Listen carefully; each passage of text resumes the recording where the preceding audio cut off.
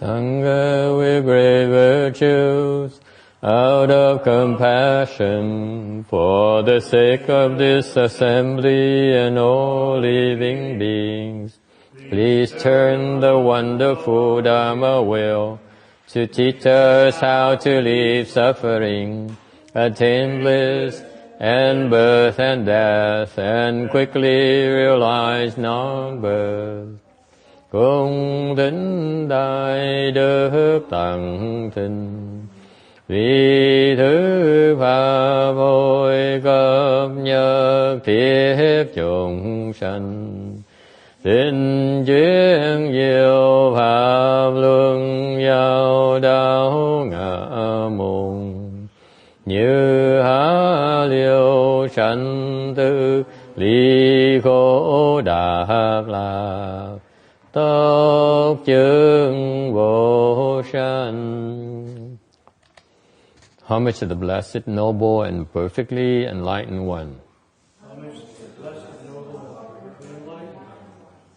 Nam mô Saranto Suche Doye Ola Hodi Samyao Samputo Sie.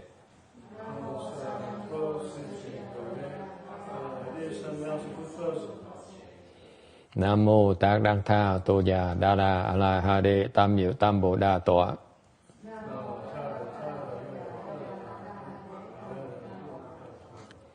The unsurpassed, deep, profound, subtle, and wonderful Dharma in 100,000 million aeons is difficult to encounter. Now that I've come to receive and hold it within my heart, hearing, I vow to fathom the thus come one's true and actual meaning. Wu shang sheng sheng wei miao fa, bai jie wan jie nan zao yu, wo jin jian wen de shou chi, yan jie ru lai zhen shi yi. O Buddhas and Bodhisattvas, Venerable Shenhua, Venerable Bhikshunis, all good no advisors, Amitabha.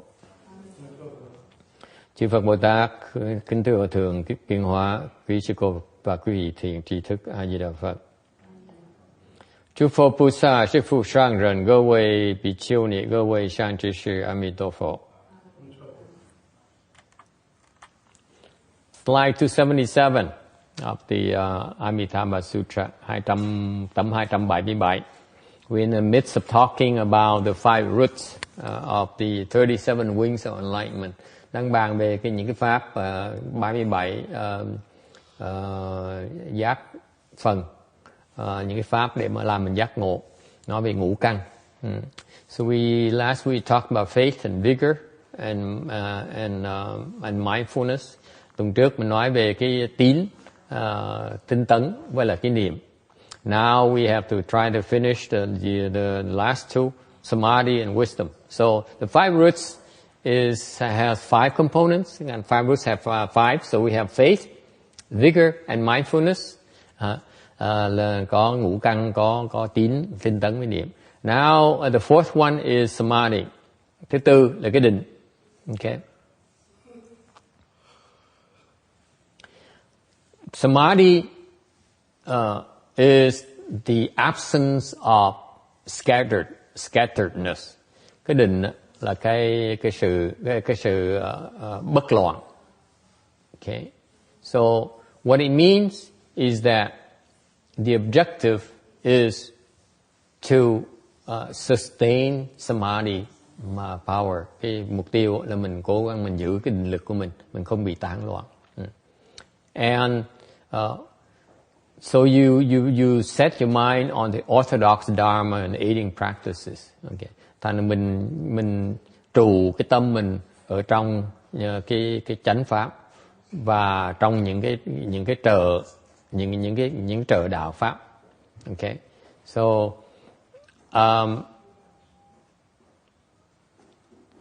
in particular, since we are the Pureland practice, nhất là chúng mình đừng cái chùa mình là chuyên môn tu tịnh độ. So to preserve the mind on the orthodox dharma and aiding practices, you can simply do that by being mindful or by reciting Buddha's name. Mình là cái chùa Tịnh Độ, ta đang muốn trù cái tâm mình ở nơi cái chánh pháp với các trợ đạo pháp á, thì mình có thể làm tất cả đó bằng cách là mình chú tâm mình niệm Phật. Okay, and you bind yourself to one state of Buddha recitation. Mình chỉ chú tâm mình niệm Phật thôi, thì tất cả những cái vọng tưởng tự động nó tiêu tan. If you really tie yourself to only that Buddha's name, then all the false thinking will disappear, will be dissipated. Okay, it's that simple. Nó dễ dàng như vậy đó. Okay. It is so wonderful if you can somehow believe in that and keep up with that. Cái pháp môn á, nó rất có hữu hiệu. Quý vị chỉ cần phát cái lòng tin mà tu như vậy thôi là mình sẽ được luôn luôn được cái định lực. That's how you sustain your samadhi power. Any questions? Có ai thắc mắc gì không? Okay. And the fifth root, cái căn thứ 5 is wisdom.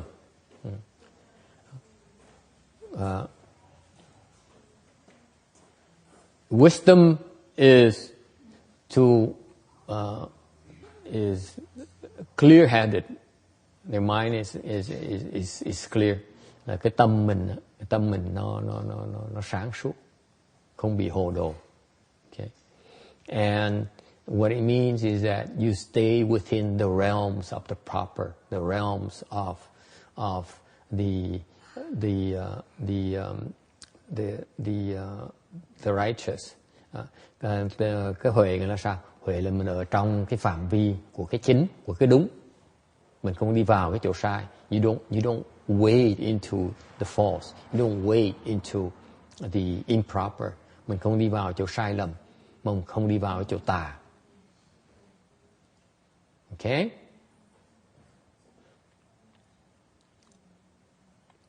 How do you do that? Làm sao mà mình phát cái huệ được? The wisdom springs forth from the basis of your samadhi power. Cái huệ nó phát triển ra từ cái định lực của mình. Okay?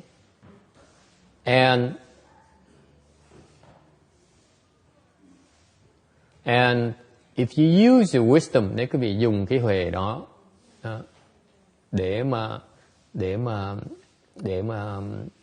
trong biết dùng cái đó, if you know how to use that wisdom, then you will not dwell at the thoughts. Thì quý vị sẽ không trụ vào cái niệm. Nor do you fall into the no thought realm either. Mà mình cũng không lạc vào cái vô tưởng. Okay. Any questions? Có ai thắc mắc gì không? Như sư không có thắc mắc gì?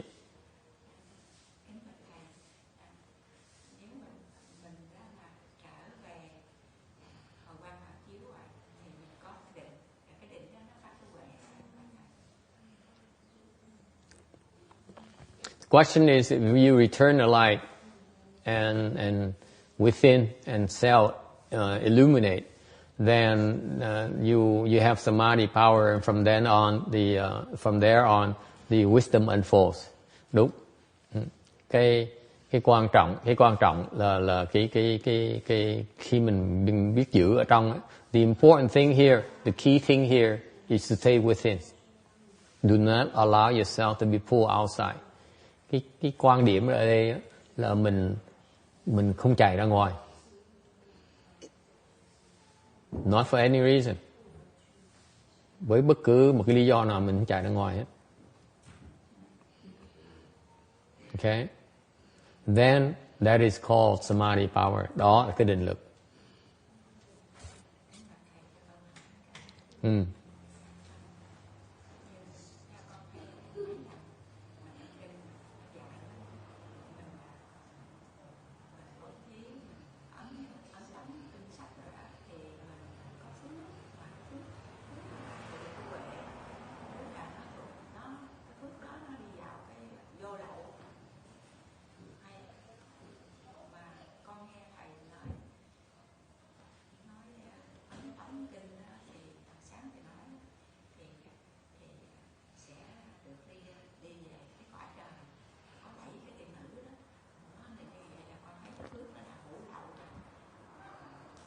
He says, the sutra says, if let's say you help with the printing sutras or Dharma propagation, then that generates non-outflow blessings. And the last couple of days and this morning I mentioned that the print sutras and assisting in printing sutras, you generate, you have a heavenly palace and the 7 goddesses. Did I tell you that? Yeah, yesterday. Yeah. The 7 goddesses. So that seems to be a blessing with outflows. So how do you reconcile the two?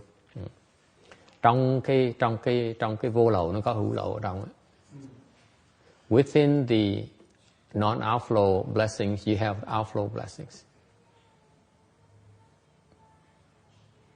Chẳng hạn như, for example, those who have the wisdom, những cái người mà có trí huệ, they can go to the heavens and they do not get disturbed or sidetracked by the distractions. Okay. Những cái người mà có trí huệ, ta vẫn có thể tới cái cõi trời, mà ta không bị lung lạc cái tâm thần của họ. Thì ra hồi tới trời để coi thử cái tâm thần họ có lung lạc hay là không đó. In fact, you ask me, those wisdom would on purpose go to the heaven to see how well they resist all these distractions. Tại vì we have to remember, when it's time for you to become a Buddha, tại vì quý vị phải nhớ, đến khi mà quý vị thành Phật, the final step is still you have to deal with those goddesses. Cái thử thách cuối cùng trước khi mà quý vị thành Phật là phải chịu đựng cái thử thách của mấy cái tiên nữ đó.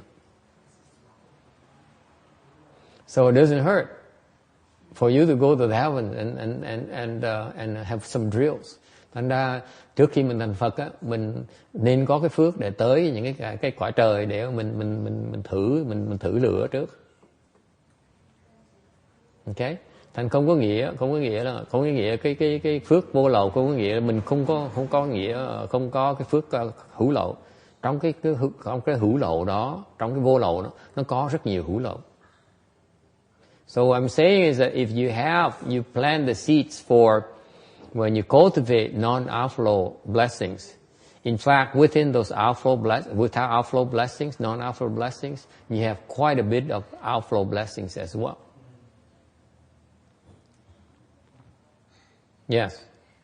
So would you say that some people can go to the heavens, they try to transcend heaven, and actually make progress? Absolutely. Okay. The Bodhisattvas cultivating there. Okay. And có những ông nói tức là có những người mà tới cõi trời người ta vẫn tu hành được như thường. Đương nhiên có rất nhiều. There are lots of them actually. Why would you want to go to the heaven? Tại sao phải tới cõi trời làm cái gì? Anyone? Why would you want to go to heaven? Yes. Have a lot of fun. Để vui chơi. Yes, that helps. I'm for fun. Yes. Maitreya is there. Đức Di Lặc ở đó. What else? Yes. To prepare to come here. Để sửa soạn mà tới đây. Yes. What else? Yes.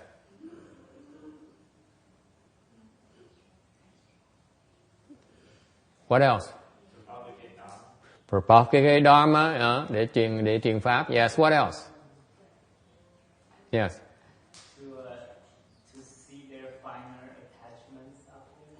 To see the final attachment, để mà thấy những cái chấp trước mà vi tế của mình. Yes. What else?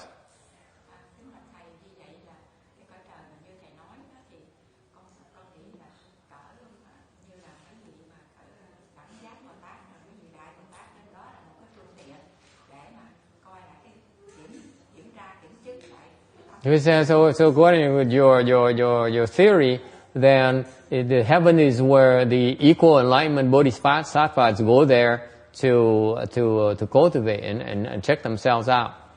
Không có đâu. Not like that. All bodhisattvas have to go to the heavens. Tất cả những vị Bồ Tát đều phải tới cõi trời hết. What for? Để làm cái gì? I will tell you why. Họ tới cõi trời á để họ tu, to cultivate.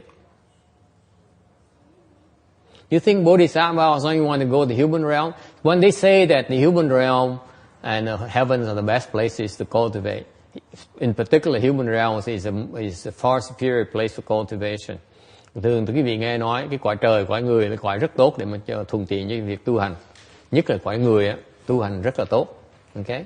Ngược lại cõi trời tu hành nó khó hơn một tí. Whereas in the heaven is a little bit more difficult. Okay? It depends on where you are, who you are, tùy trình độ quý vị. Okay? Những cái người mà Bồ Tát ta phải lên cõi trời để ta tu. The Bodhisattva has to go to the heavens to cultivate. Okay? Just as well as human realm. Tới cõi người cũng phải tới cõi người nữa. Okay? Họ phải đi khắp nơi hết. They have to cultivate everywhere. What for? Tại sao như vậy?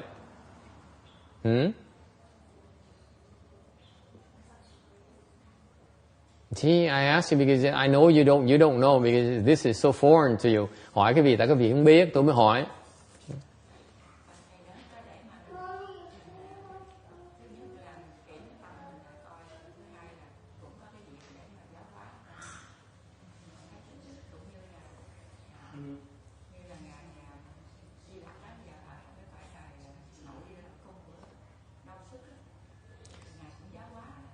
If you don't go to the heavens, nếu quý vị không tới cõi trời á, how are you going to save the God and goddesses? Nếu không tới cõi trời, sao dạy những chư thiên bây giờ?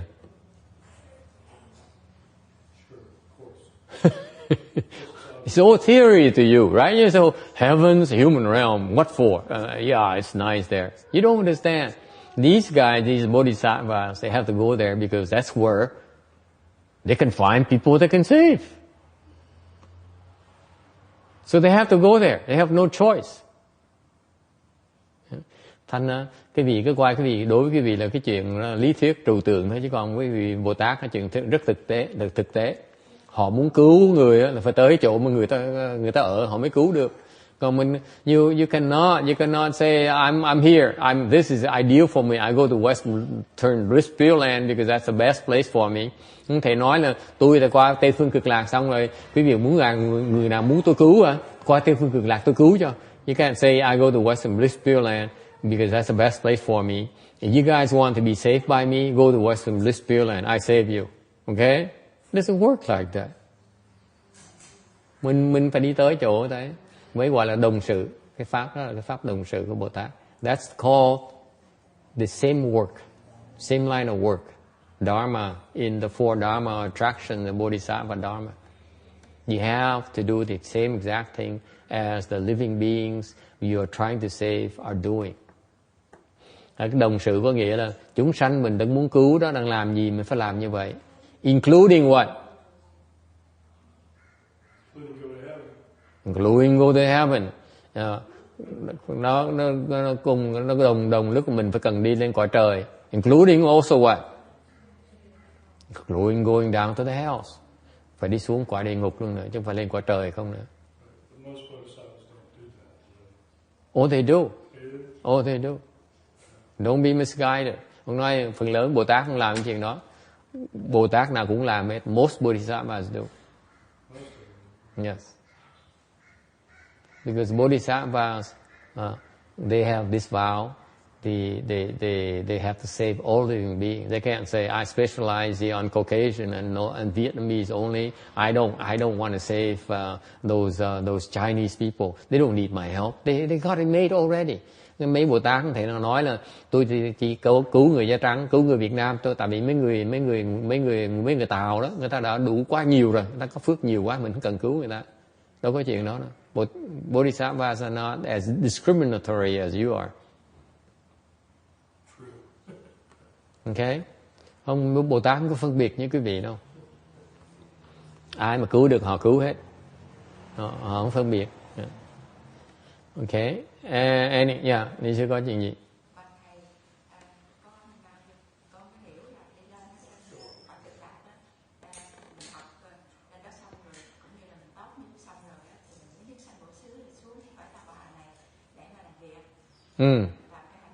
Không có.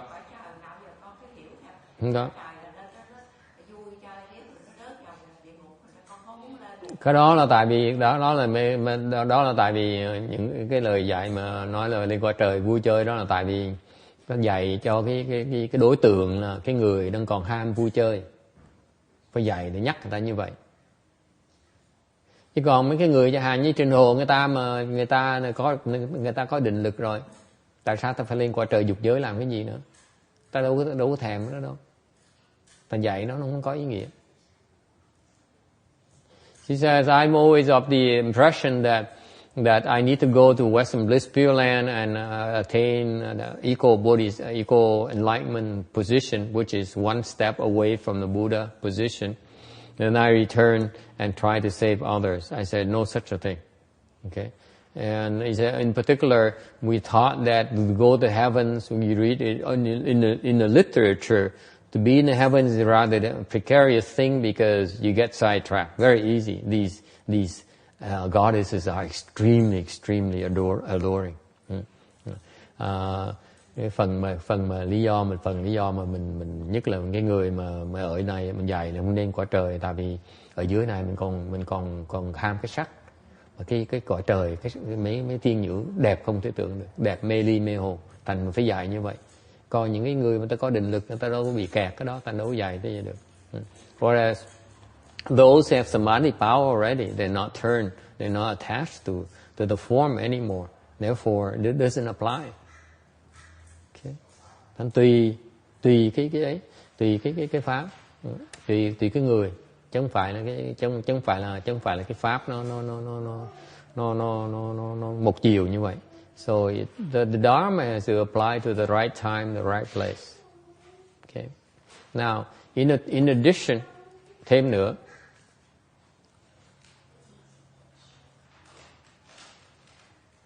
most of the people in the Western Bliss Pureland, okay, they choose to go to the other worlds to as part of the cultivation before they attain Buddhahood. Phần lớn những cái người mà bên Tây phương Cực Lạc họ đều chọn đi các những thế giới khác để mà tu trước khi họ thành Phật, trước khi họ thành đẳng giác Bồ Tát họ đã đi rồi. Yes. Yes. They choose to undergo suffering. Every time they're reborn, they undergo a lot of suffering, and that's what they choose to do. Ông hỏi là có phải như vậy là họ phải tái sanh lại không? Nó đúng. Mỗi lần họ đi như vậy là họ họ chọn cái khổ của cái sự sinh trưởng. Okay. Chọn cái khổ của cái thế giới họ tới. Okay. It's by design, it's on purpose.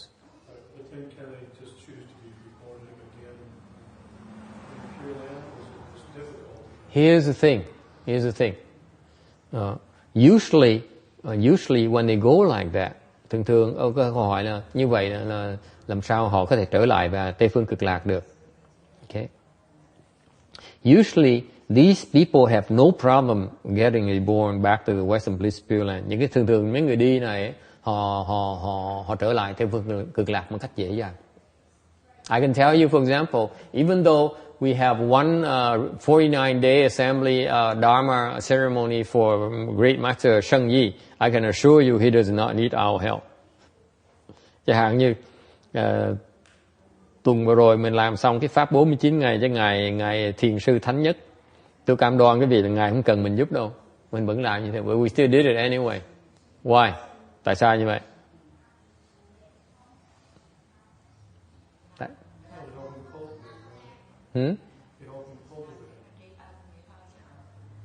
Just to show gratitude. Just to, she says, just to show gratitude. You say, ông này nói là để mình tu thôi. Okay. Both of those. There's one more reason. Chuyện khác nữa. Yes. To help us plan blessings. Okay, trồng phước. What else? Higher attainment for whom? You mean help him? Absolutely. He needs help, just like the rest of us. Okay? What do you think? This is a very good point, because the reason they go back to away from Western Bliss Pureland so that they can receive help from others. Then Amitabha Buddha. Lý do mà họ bỏ Tây phương cực lạc, họ tái sanh đi chỗ khác là tại họ muốn kết duyên, họ được sự giúp đỡ của những cái người khác hơn là ngài A Di Đà Phật. Okay.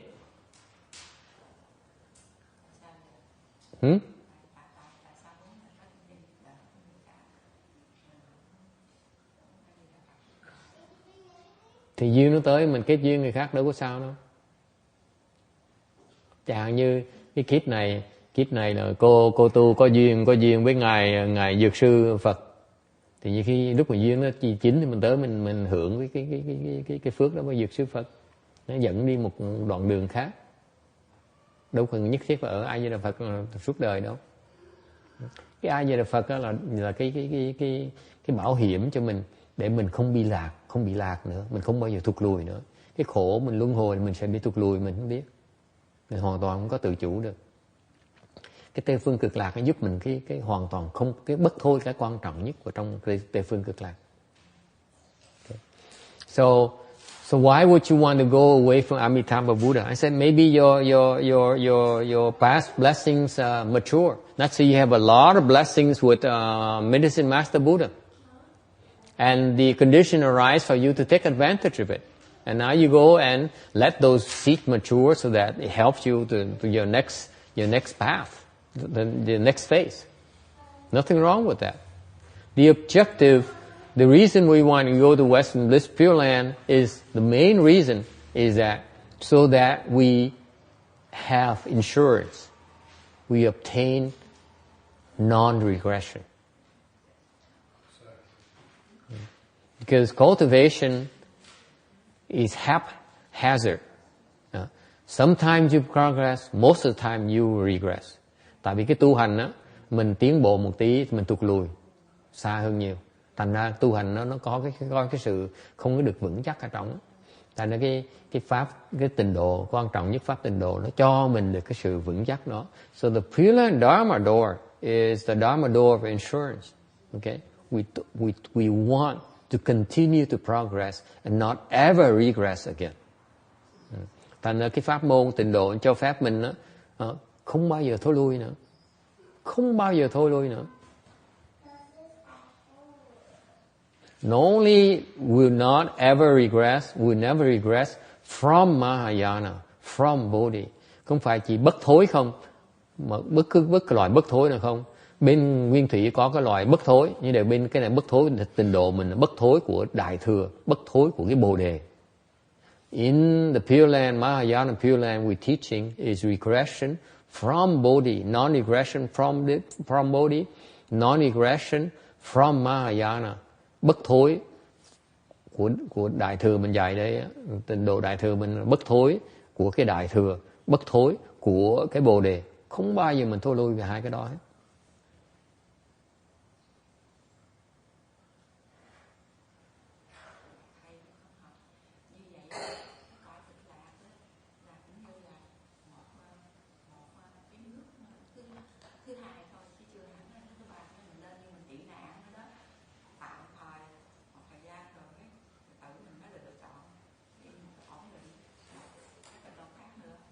Có khuyên, mình có khuyên, mà ở đó suốt đời cũng được, mà có thể đi chỗ khác, tùy cái duyên. So he says, is that the Western Bliss Pureland is only a staging thing where we need to move on and say, if you want to, you can, but you don't have to. You can stay there until you become a Buddha just as well. The point here is that why do we have a 49-day Dharma for Master Sheng Yi? Tại sao mình làm 49 ngày với Ngài Thánh Nhất là làm gì? Because we want to provide him with. See, what happened is that the reason the Western Bliss Pureland is still the preferred destination is because of the ease of obtaining rebirth there. Lý do mà Tây phương cực lạc đó là vẫn cái chỗ mà các Bồ Tát vẫn thích nhất, là tại vì cái đắc vãng sanh vào cái Phật đồ nó dễ nhất. So you can always return to it. The easiest way to return to the Pureland is to use Amitabha's Dharma. Thành cái phương pháp mà dễ nhất để mà đắc được, để sanh vào, tái sanh vào cái vãng sanh, để vãng sanh đó, là dùng pháp ngài của ngài A Di Đà. So that's why when we execute the 49-day ceremony for someone, thì khi mình tạo cái phước 49 ngày đó, we generate those blessings for them to obtain rebirth, to even, to replenish their rebirth blessings. Thì mình giúp họ tạo thêm cái phước của vãng sanh cho họ trong tương lai. Okay? Any questions? Okay. It's the bodhisattvas. Once you obtain non-regression, một khi quý vị đắc được bất thối rồi, bất thối chuyển rồi, okay, then it's safe for you to go away from Western Bliss Pureland. Một khi quý vị đắc được cái bất thối chuyển rồi, thì quý vị có thể rời khỏi Tây phương cực lạc mà không sợ bị lạc nữa. And you no longer are afraid of falling. Okay. Yes. Non-regression is the arhat level. Non-regression is the different types of non-regression. Okay. The arhat has a non-regression as well. They have a non-regression in position. That's not what you're talking about here. No. The non-regression we have here is higher than that. The non-regression here is a non-regression from thought. Regression in thought, non-regression in practice. Cái bất thối chuyển này nó hơn cái bên A-la-hán ta có bất thối chuyển về cái vị, bất thối vị. Bên mình nói cái này bất thối này là cái quan trọng hơn, mà mình chú trọng là bất thối về cái hành, với bất thối về cái niệm. Okay, you never regress to the lower realms, to the two vehicles or lower realms. Không bao giờ tuột lùi về cái nhị thừa với cảnh giới thấp hơn. Okay. Khi tới cái trình độ đó rồi thì mình đi đâu cũng được. When you reach that level, then you can go anywhere you please. You can go any Buddha as you please. Okay. Lúc đó có đi đâu cũng được hết. Mình lên bi lúc nào cũng được hết. You can go anytime you please.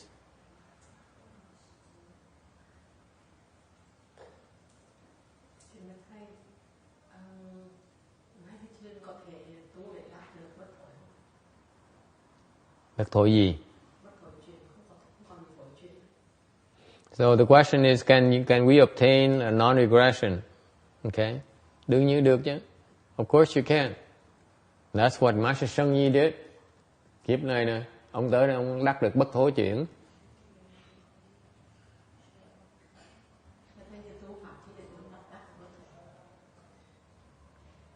So what Dharma do you practice to attain irreversibility? Tu pháp đại thừa sẽ đắc được. You practice Mahayana, you get there.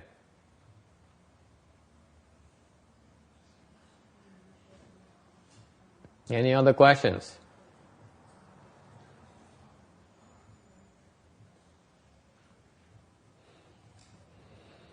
All right. So all the five roots, 5 cái căn này, okay.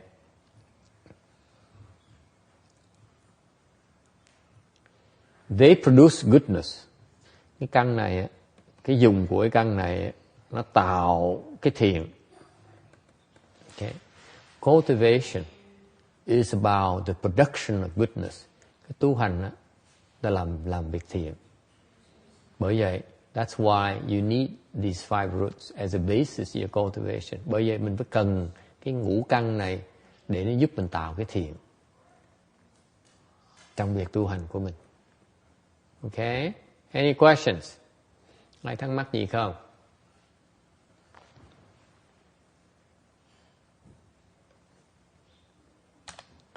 (278) from now we talk about the five powers. Bây giờ mình nói về cái ngũ lực. Okay. When the five roots mature, khi mà cái ngũ căn mình nó thành thục, and it's replete with all its abilities, và nó đầy đủ hết cái khả năng nó, that they become then the five powers. Nó thành cái ngũ lực, nó có cái dùng, nó có cái sức. It has a certain power, and therefore in that case you no longer subdued by the other dharmas, không bị những cái pháp khác làm mình lung lạc. And you, in contrast, you can even vanquish the competition. Ngược lại, còn có thể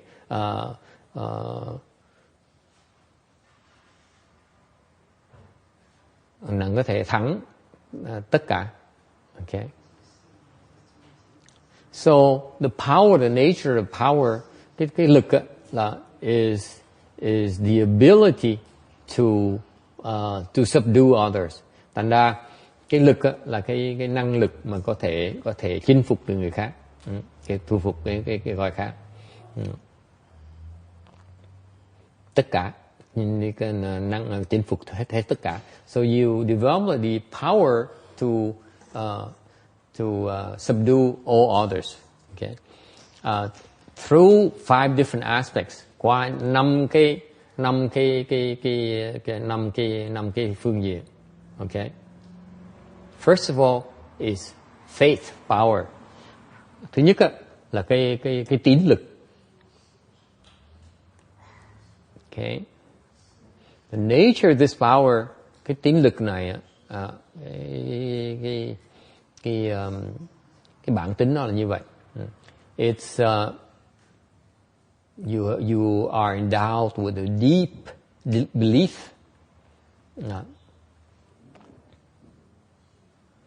that mind is Buddha. Quý vị có lòng tin rất thâm sâu rằng cái tâm mình là Phật. Okay. The Buddha is within you. Nói cách khác, Phật ở ngay trong mình. The Buddha is not separate from you. Phật không có khác gì mình. Mình là Phật. Okay. And so the mind acts as the Buddha. Tâm mình có thể làm Phật. Okay. And you also are further able to overcome living beings' skepticism that they too can become Buddhas. Hơn nữa, cái lực này nó tuyệt vời ở cái chỗ nó có đủ nó có cái năng lực, nó có thể làm cho người khác mà có phát cái lòng nghi ngờ đó là họ cũng có thể thành Phật luôn nữa. That's a faith power that you should have. Cái đó là cái tín lực của mình phải cần có. Any questions?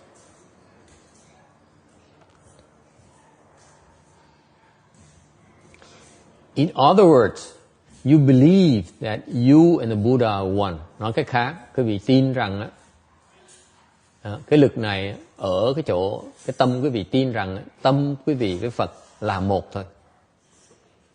Any questions? Is it possible? Quý vị làm vậy được không? Right now you separate. Right now you aspiring to be the Buddha. Hiện bây giờ quý vị đang còn ao ước để thành Phật, vẫn chưa thấy mình là Phật. You have yet to see yourself as a Buddha. You are the Buddha. Quý vị là Phật rồi.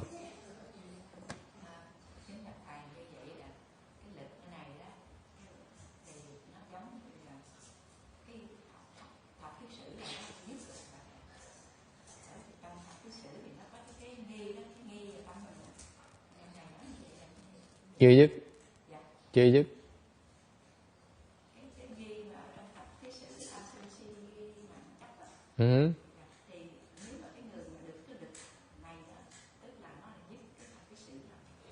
Cái lực nó có từng ít giai cấp, từng ít trình độ. Okay. có cái lòng tin này không có nghĩa là cái mình diệt được cái kiết sử. Chưa. Vẫn cái lòng tin thôi, chưa phải là trí huệ. She said that because of the you no longer are doubtful about this, does it mean you get rid of the door servants? I say no, not so. It's only a matter of belief right now. Whereas when you get rid of the door servants, you were talking about wisdom. It's a different animal. Okay. Chỉ tin là như vậy thôi, chứ chưa hiểu. Chỉ tin thôi, chưa hiểu. Cái huệ là cái hiểu. Tin là chỉ là tin thôi. Faith is just you simply believe in it. Wisdom is something else. Wisdom is ability to comprehend, the ability to see things clearly. It's a different animal altogether. Okay, any questions? Okay, now the reason that faith brings on power, gives you power. Cái vì lý do mà cái lực đó, nó cho cái lòng tín, nó cho bị cái lực đó. Because what happened is that your faith enables you to tap into the Buddha's power. Lý do nó có gọi là cái tín lực là tại vì cái lòng tin như vậy, quý vị có cái khả năng mà có thể dựa vào cái lực của Phật.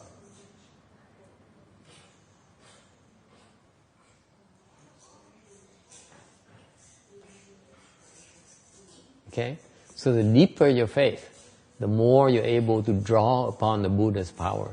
Cái lòng tin quý vị mà càng sâu chừng nào thì quý vị càng có thể dựa vào sức lực của Phật, cái năng lực của Phật càng nhiều. Any questions about that?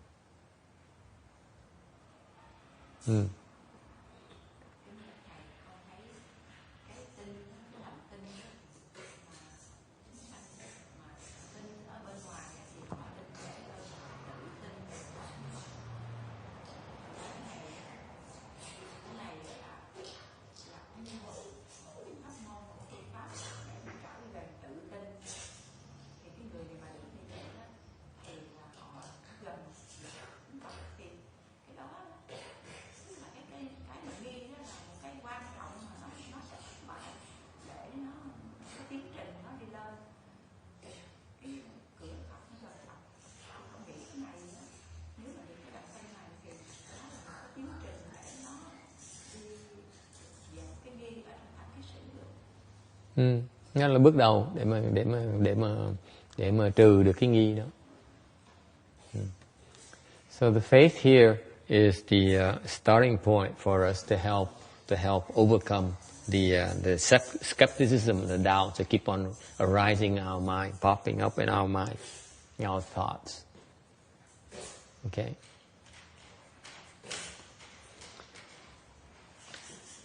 Sometimes in cultivation, you need to depend on others' power, lean on others' power, and this is where the faith power comes in. Nhiều khi trong lúc tu hành mình phải cần nương tựa vào cái lực người khác, cái tin và cái lòng tin này nó giúp mình được cho mình cái sự nương tựa được của lực Phật Bồ Tát. So the faith power here enables us to lean on the Buddhas and Bodhisattvas' power. Okay.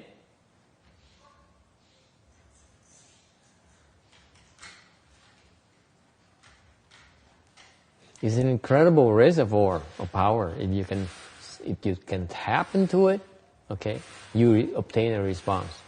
Nên cái vị mà có lòng tin như vậy thì những cái lực của những chư Phật Bồ Tát đó là một cái năng lực nó bất khả tư nghị. Nếu quý vị phát hiện cái lòng tin mà có thể chấp nối vào cái năng lực đó thì cái cảm ứng nó bất khả tư nghị. It's there. The folks, in other words, the bodhisattvas and the Buddhas have tremendous power. It's there. If you find a way to tap into it, you have a tremendous response. Nói cách khác, Đức chư Phật với Bồ Tát á, họ có cái năng lực nó bất khả tư nghị rồi. Mà tại vì mình không biết dùng cái năng lực đó thôi.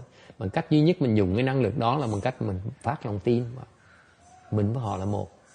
So, in other words, they have a tremendous reservoir of power there already. And the only way for us to tap into it is through the faith. Okay?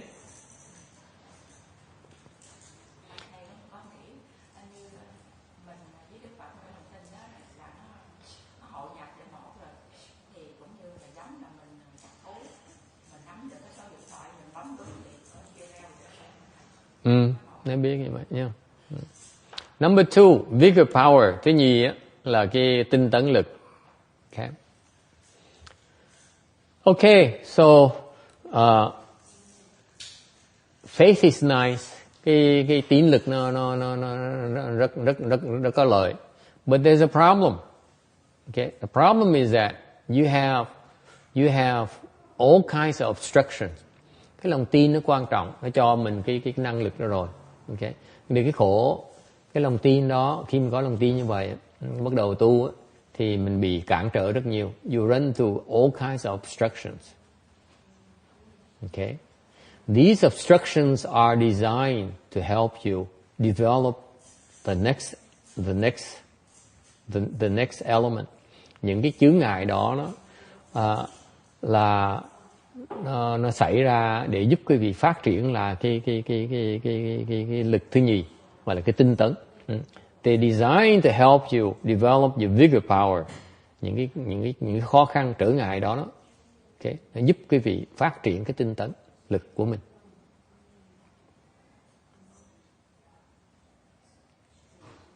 Okay, you hear it here. You heard it here. Okay.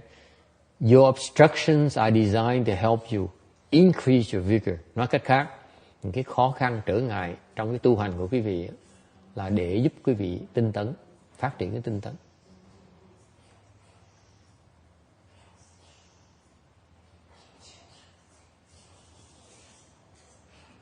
Okay? Because the only way for you to overcome your obstruction is through vigor.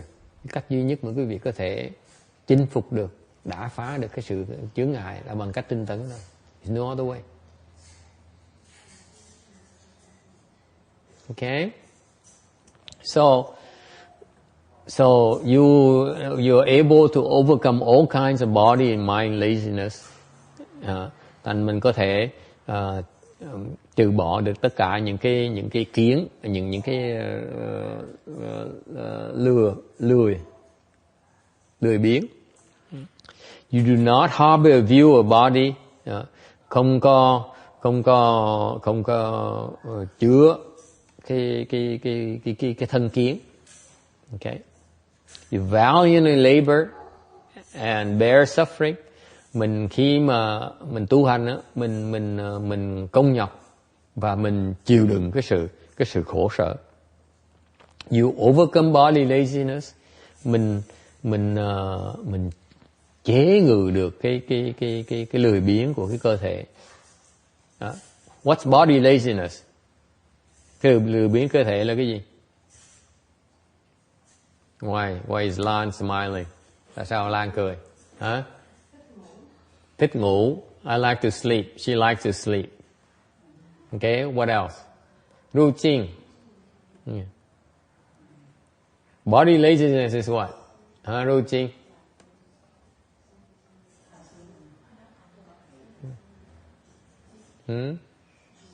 What is body laziness?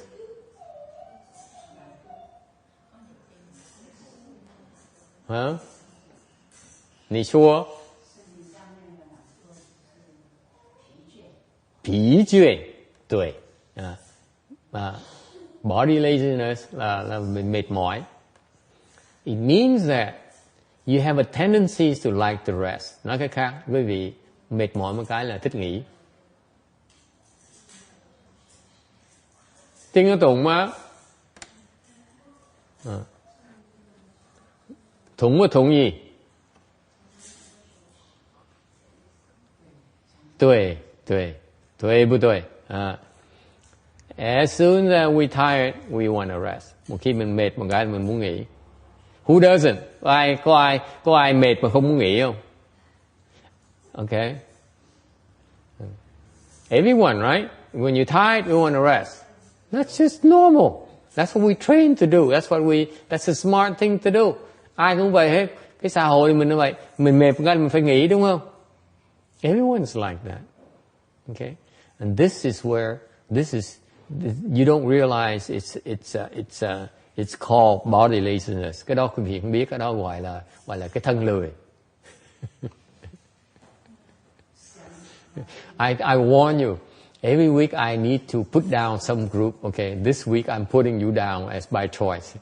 Tôi nói quý vị rồi, lần nghe pháp của tôi là mỗi tuần tôi bêu xấu một người. Ngày hôm nay tôi bêu xấu quý vị đó. Okay, yes.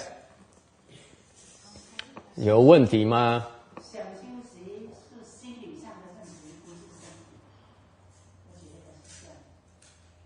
对，对。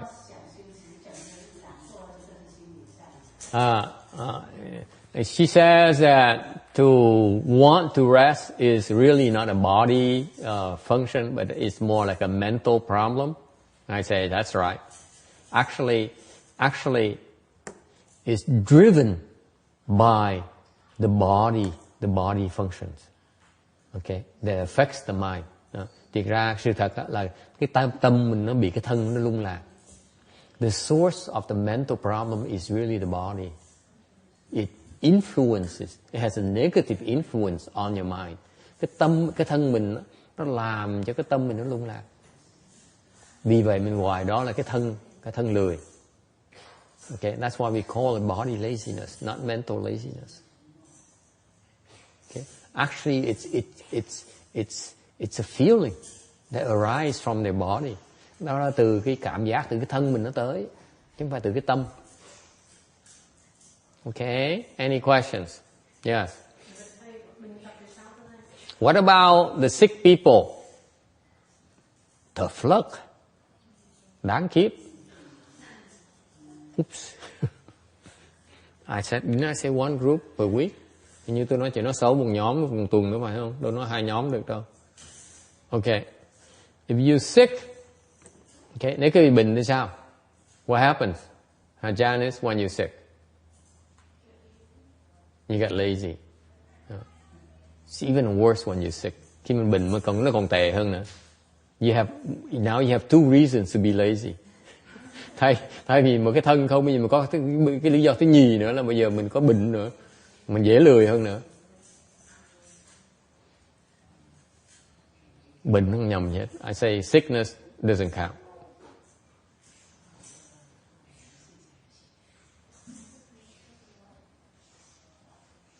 How else are you going to overcome your sickness? If you say, I'm sick, therefore I should take a break, then actually you allow your sickness to stop you. Nói cách khác, nếu quý vị nói là tôi phải cần nghỉ là tại tôi đang bệnh đó, thì quý vị đang cho cái bệnh quý vị chặn lại cái việc tu hành quý vị. You allow your sickness to stop you every single time. Mỗi lần tu bệnh một cái là nó thôi để cái bệnh mình cần mình tu không được nữa. Là mình tự chặn nó đấy, đâu phải cái bệnh mình chặn đâu. Yes, question. Well, it's probably generally true, but sometimes the body does have to recuperate, and being still is the only way to do it. Hôm nay như đều cái đó là trên lý thuyết thôi, chứ còn lâu lâu cái cơ thể nó phải cần nghỉ. Okay. Get a bionic arm. Get a bionic arm. Some bionic legs. That'll cut it out. So for instance, Charlie hurt his paw.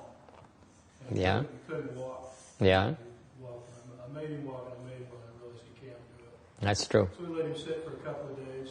That's true. Suddenly he's walking again. Yeah, that's true. So the body has recuperative powers. Sure. You have to be called upon sometimes. Sure. Not that I'm contradicting Sure. in general. Sure. It's okay to contradict me. Tomorrow you don't eat lunch, that's all. I'm not going to eat lunch. there's a price for contradiction. Of course, that is true. It is a fact. The fact of the matter is that let's say you have a problem with your legs, you cannot sit in full lotus. That's a limitation. Nothing you can do about that. Let's say you have a knee replacement surgery, you cannot sit in full lotus anymore. That's the nature of the instruction. Nothing you can do about that. Okay.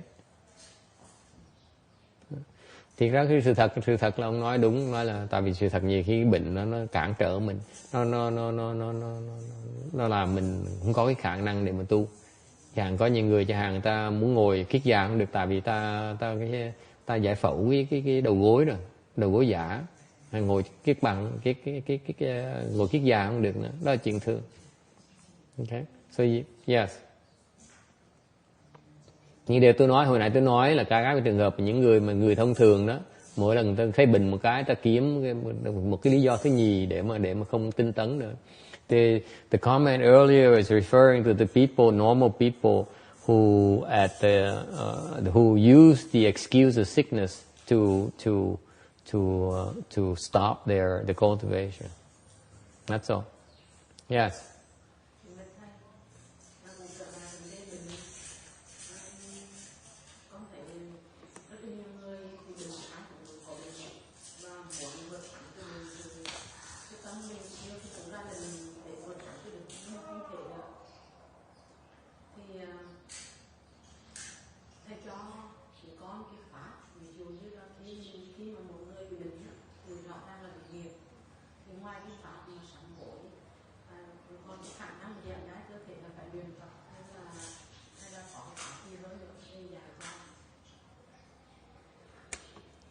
So clearly, some people are sick and they are impeded in their cultivation. So you can remedy that by, let's say, repentance, or you can remedy with medical cures and so on. But what are there?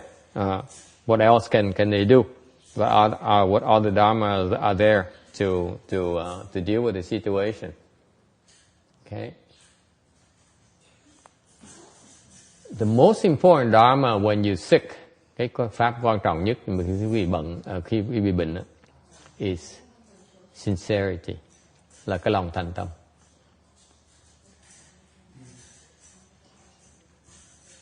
Okay?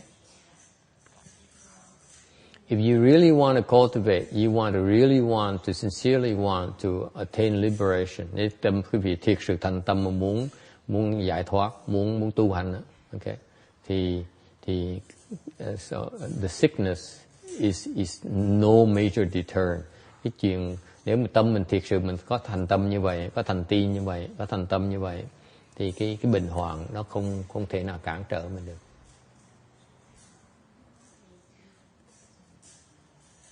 Okay. Any questions? Ai thắc mắc gì không?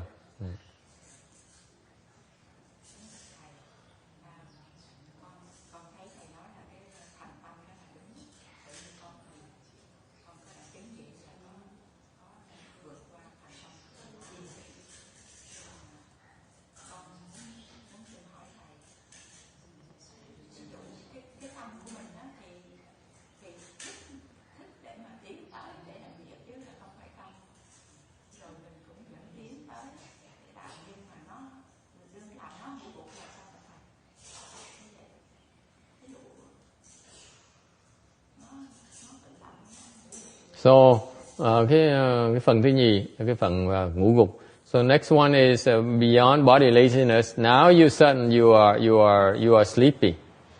Phần thứ nhì là hay ngủ gục, hay buồn ngủ. Okay.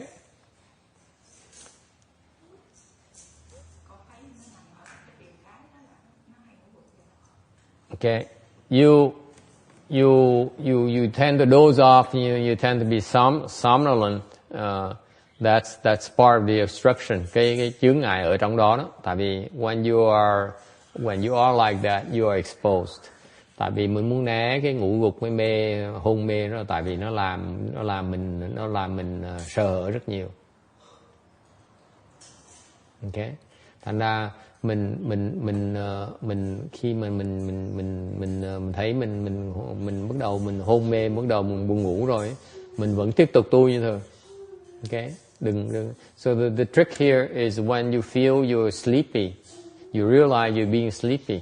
Okay, it's about reprogramming yourself so that you don't naturally want to rest. Cái chỗ này quý vị phải chú ý chỗ này nè. Khi quý vị thấy bắt đầu buồn ngủ đó, ok, thì cái đó là quý vị phải tự tập lại đấy. Cái buồn ngủ đó nó tạo một cái phản ứng rất tự nhiên là mình muốn đi nghỉ ngay lập tức, muốn ngủ ngay lập tức. Thành cái chống đối với nó là mình chống đối lại cái phản ứng tự nhiên đó, là mình đòi nghỉ.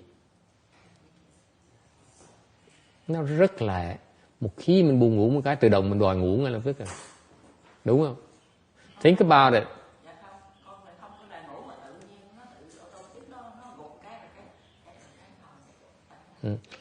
Think about it. As soon as you become sleepy, you want to doze off. You want to lie down and get some rest. Okay?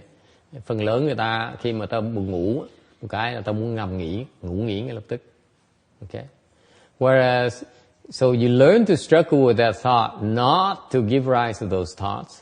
Là quý vị tập là không muốn, không có dung túng những cái tư tưởng như vậy, những cái vọng tưởng là mình đòi nghĩ như vậy. So naturally, the point in times where you run out of juice and you doze off, thì có những lúc tự động mình hết sức, mình sẽ ngủ gật. You doze off, then you wake up. Thì mình sẽ tỉnh lại. It's natural, it's normal. There's nothing you can do about it. Nếu như vậy thì mình không có làm gì được ngoài khác đó. Tự động nó sẽ hết. Naturally you will overcome it just as well. Chế nó tự nhiên thôi. Mình chịu thôi, mình hết sức mình rồi. Yeah.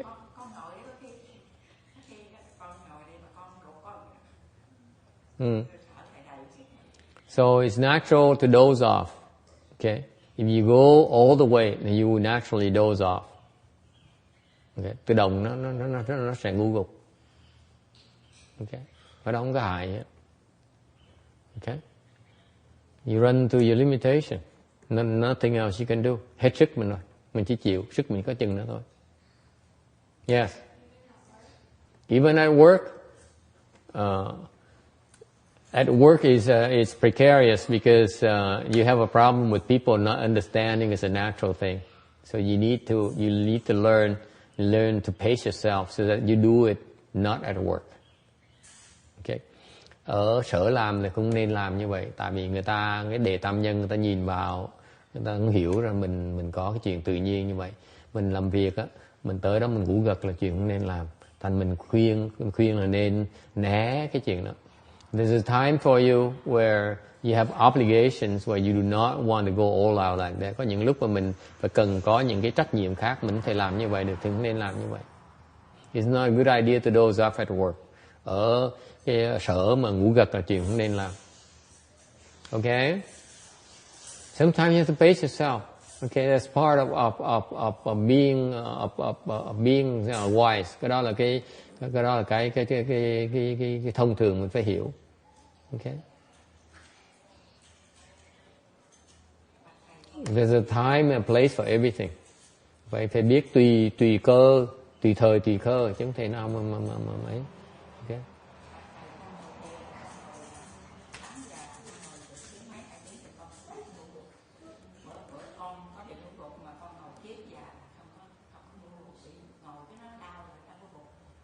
Ngồi đau sao ngủ gục được. Không đều ngồi đau quá nên cũng ngủ gục được như thường. Nó đủ phương diện hết, mình chỉ làm thôi. You don't worry so much about it. It's just the concept here is that to bring out these natural tendencies for us that they tend to get in the way of cultivation. Yes. Anyone else? Okay, very important not to be careful about the sleepiness and or this heaviness of torpor of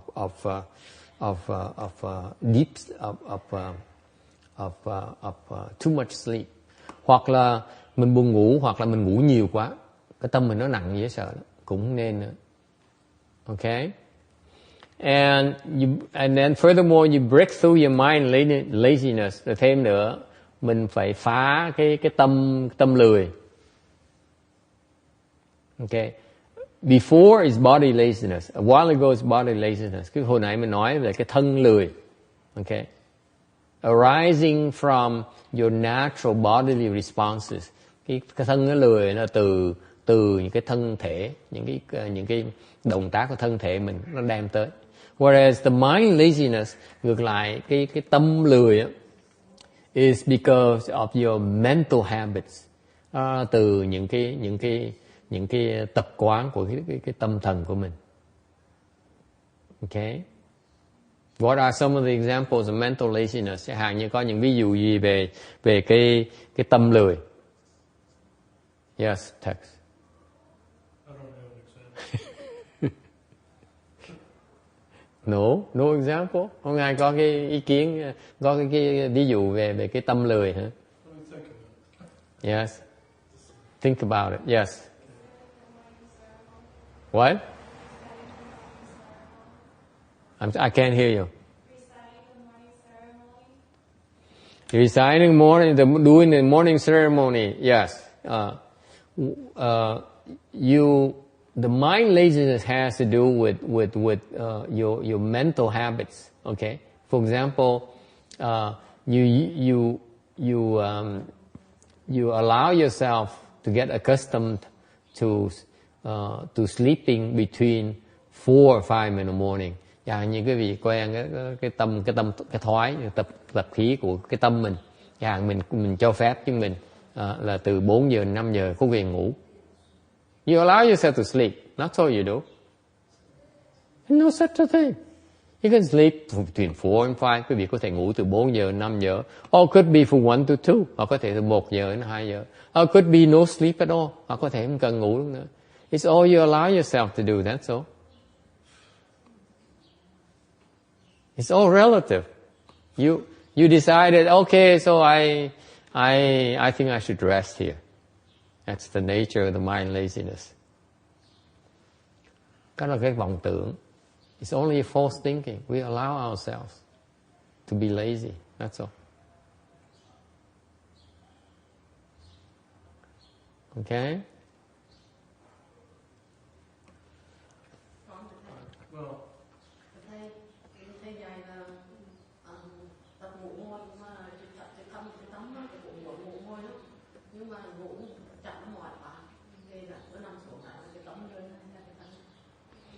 So he says, I teach them to sit sleep. So you sit there and you get tired and then you feel like lying down to sleep. Is it the body or the mind? I don't know. Tôi không biết nữa. Yes. An example of mental laziness is like always using the same similes or the same comparisons, always trotting out the same metaphor. Wanting to tell, like there's a humorous situation, you want to tell the same joke all the time. I'm not describing what I do, but people do this. They're always telling the same joke, coming up with What does that have to do with mind laziness? Well, because they're too lazy to think of anything new. Their mind just goes around a very small circle. Text, we're not talking about jokes here. We're talking about cultivation. Okay? You have to give me some example about cultivation. Oh, does that have to do with cultivation? Yes, you can't tell me, give an example about joke. Okay, like Pastor Shinwa coming up with using the same example to prove different points. I think that's laziness. No, he does it in his books to try out the same. Okay, now you're touching my teacher. I'm not going to comment on that. Okay, but I think that's laziness. You call it lazy? No, I call it being safe. I don't understand my teacher's realm, so it's safer for me to comment on it. We're kidding, of course. No, it has to do with your mental habits. You allow yourself to have these habits. That is the habits of resting. you allow yourself to rest. You say, it's okay to rest. It's important to rest. You convince yourself it's important to rest. You allow yourself to believe it's important to rest. If that's what you do. No, the point is that if you don't allow yourself to rest, then you understand what you're capable of doing. You're capable of what the other side. You know, like the scientists, they say you need to rest X hours, 7, 8 hours a night, that kind of thing. It's nonsense. It's nonsense. It's purely empirical evidence based on a small subset. It has nothing to do with cultivation. But because of that, you look at those reports and you say, okay, then it makes sense for me to rest. You see what I mean? Because of false information, you convince yourself it's okay. That's called mental laziness. Okay? Question back there. Ai thắc mắc gì không? Yes.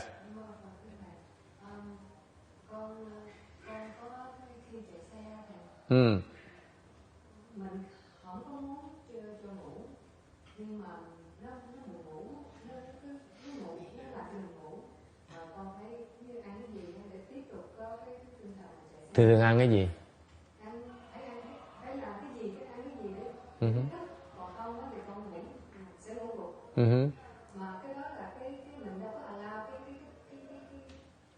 cho mình đi ngủ trong thời gian đó mà nó cũng ngủ, là cái đó là sức mình yếu hay là mình allow nó. Tùy hoàn cảnh. Cái trường hợp như vậy là mình ăn một cái thì nó có chất đường vào thì nó làm tỉnh mình lại. Ok. Nó có nó giúp mình nó thức tỉnh mình lại. Nó cho mình calorie để mình làm hoạt động. Thành nhiều khi là không phải là tại vì mình lười, mà nhiều khi tại mình đuối sức. Ok. Nhiều khi mình ngủ không đủ. Thành chuyện thông thường. Cái này là lúc mình lái xe phải cẩn thận. Lái xe không phải là tu. Thành phải cẩn thận chuyện đó. Mình đừng nói cái trường hợp này mình đang tu luyện mà mình gặp những cái buồn ngủ, mình gặp cái hôn mê này nọ thì mấy cái đó mình không muốn. Còn cái người thường, cái ngày thường lúc mình làm việc á, mình phải cẩn thận, tại vì mình phải biết ngủ nghỉ, biết dưỡng sức, biết ăn uống cho đàng hoàng để mình đủ sức mình làm việc. Chẳng phải trong cái hoàn cảnh nó khác, hoàn cảnh tu hành. Okay. Hồi nãy có người hỏi lúc mà vào sở mình ngủ gật được không? Vào sở không nên ngủ gật, tuyệt đối không nên ngủ gật. Ngủ gật nó rất có thể bị đuổi luôn. Ok, người ta nghĩ mình lười là chết, họ sẽ đuổi mình đó, mất việc đó. Ta phải biết uyển chuyển. Lúc tu là khác. Trong tới cái Phật thất này mà tu 7 ngày này nọ thì xả láng luôn, hết sức luôn, không sao hết. Còn ngược lại trong ngày thường phải biết, phải có cái quy củ, có cái nếp sống đàng hoàng, cái xã hội ra sao mình phải tuân theo chứ, mình đâu làm khác được. Mình phải thông cảm. Ok. Chẳng hạn như nhiều khi tôi tu như vậy, nó thiệt, nhiều khi tôi phải ăn nhiều hơn, tôi phải uống nhiều hơn tí, tại vì nhiều khi tôi phải giảng, mà lên mà đây ngồi mà leo lên không đủ sức mà leo lên cái bàn này cũng không được nữa. Thành như khi mình phải uyển chuyển. Okay. That's why I'm saying you need to be flexible. You need to differentiate between work environment and cultivation environment. That's why you go to a temple and participate in a cultivation assembly. Then you try all these dharmas, and it makes sense. But when you in regular your daily life, you need to be flexible. You have responsibilities. You have things that are expected of you. Okay? It's a non-cultivation environment. It's a daily environment, worldly environment. You better do what's expected of you. Otherwise, it would not work. Okay? That's the nature of our existence. There's a time and place for everything. You cannot ignore that. Okay? Yes. Another question here.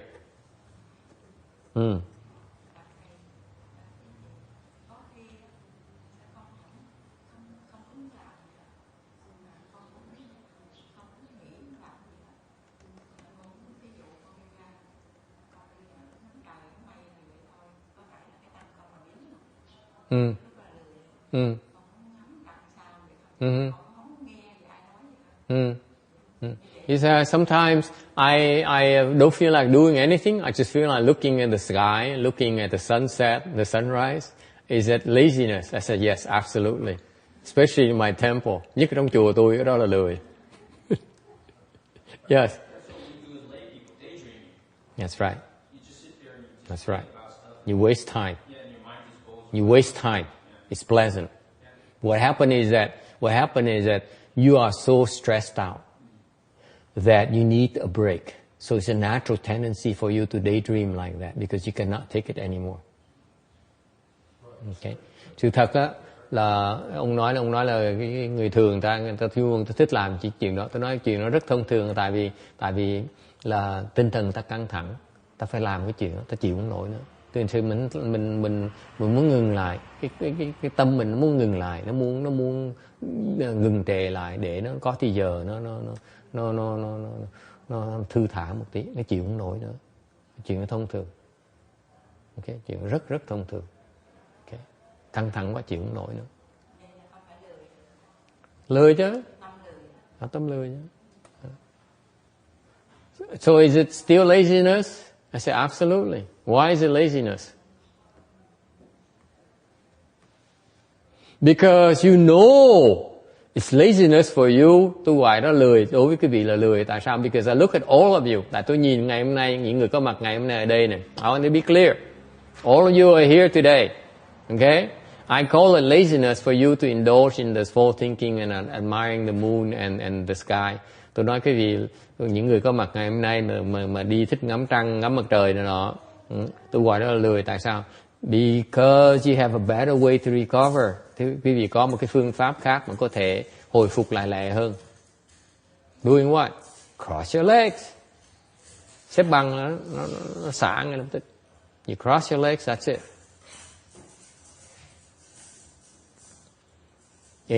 More pain? Wait a minute. When does it ever end? It never ends, my dear. The pain never stops. That's called cultivation. Tôi nói cô ghê nói là ủa xếp bằng để chân nó đau thêm mà. Đương nhiên chân nó đau thêm, mà chừng nào chân nó mới hết đau. Chân nó không bao giờ nó hết đau hết đó. Đó mới gọi là tu. Yes. Anything else?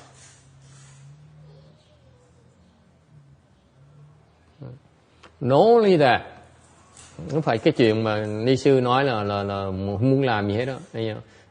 It's a manifestation of a state of mind. Cái đó là cái tâm cô như vậy đó. You have to realize that you don't understand these left-form people. Quý vị cũng biết mấy cái tâm thần những người tu lâu năm rồi đó. For a person in her position, một cái người mà trong cái giai cấp của ni sư hả? They are untouchable. Họ là không ai đụng họ được hết. You know that? If I say the wrong thing to her, she can pack her bags and move to the next temple just like that. And she'll be welcome in open arms. Đụng chạm ni sư một cái là có thể cuốn quái đi con chùa khác ngay lập tức. Không khó khăn gì, đúng không? Ai cũng chấp nhận hết. Okay? Thành ra, you know, the problem with these people is that they are untouchable. Họ là không đụng họ được. Thành ra cái nhiều khi nó khởi lên như vậy, khởi lên là không cần biết. Tôi lo cái thân tôi đã. Tại vì mình đã thấy hết tất cả rồi, biết bao nhiêu qua tay biết nhau, hòa thượng tọa này nọ là qua gặp hết rồi, thấy hết tất cả rồi, có gì lạ nữa đâu, đúng không? Thành ra mình biết cái tư thế mình rồi, biết cái nhu cầu cuộc đời mình, biết cái cuộc sống trong cái chùa rồi, mình biết phải cần làm gì để mà sinh hoạt rồi, có gì lạ nữa đâu. Thành ra nhiều khi mình có một cái tự tin là mình đúng. Okay? Mình bất cần. Okay? Cái đó là cái tâm lười đó. So every now and then you give rise to this mind. You know the ropes. You've been around for all these years. You've seen them all. You've seen all these high level sanghas. You've been all into all kinds of environment. You've seen them all. Okay, they come and go, and therefore Therefore, there's nothing else that can surprise you. Okay, and so what? If they don't like it, you don't like it, you move on. You've done it all your life. Okay, nothing new about it. Okay, and that's what I call mind laziness. What you call what? Mind laziness. You allow yourself to be lazy. I don't care. Gọi là cái tâm lười. Tại vì tôi không cần biết, tôi lười chơi vậy đó. Ai đụng tôi được. So I just feel like being lazy. Who's gonna touch me? Okay? Lười hết. Nhìn nó, nhận nó lười, mình phải chặt nó thôi. You recognize as mind laziness, you drop it off. That's all. Okay? Any questions? Có ai thắc mắc gì nữa không?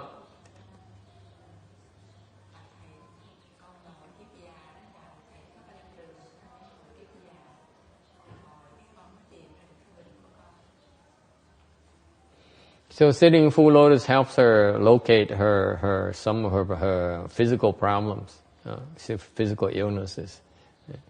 Cái tinh tấn nó cho mình thấy đó phải kiết già. Kiết già chỉ là phương tiện thôi. It's not the full lotus. It's actually the vigor dharma enables you to break through, to spot those things, those problem areas. Full lotus is only an expedient to execute the vigor dharma. Okay, anyone else?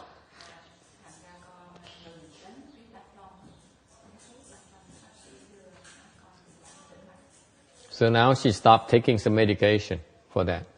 Okay, and the vigor itself has to have a goal. Okay, mình tinh tấn phải tinh tấn với cái mục tiêu, chứ không phải tinh tấn không là đủ. You cannot simply say I'm vigorous. Isn't that enough? No, it's not enough.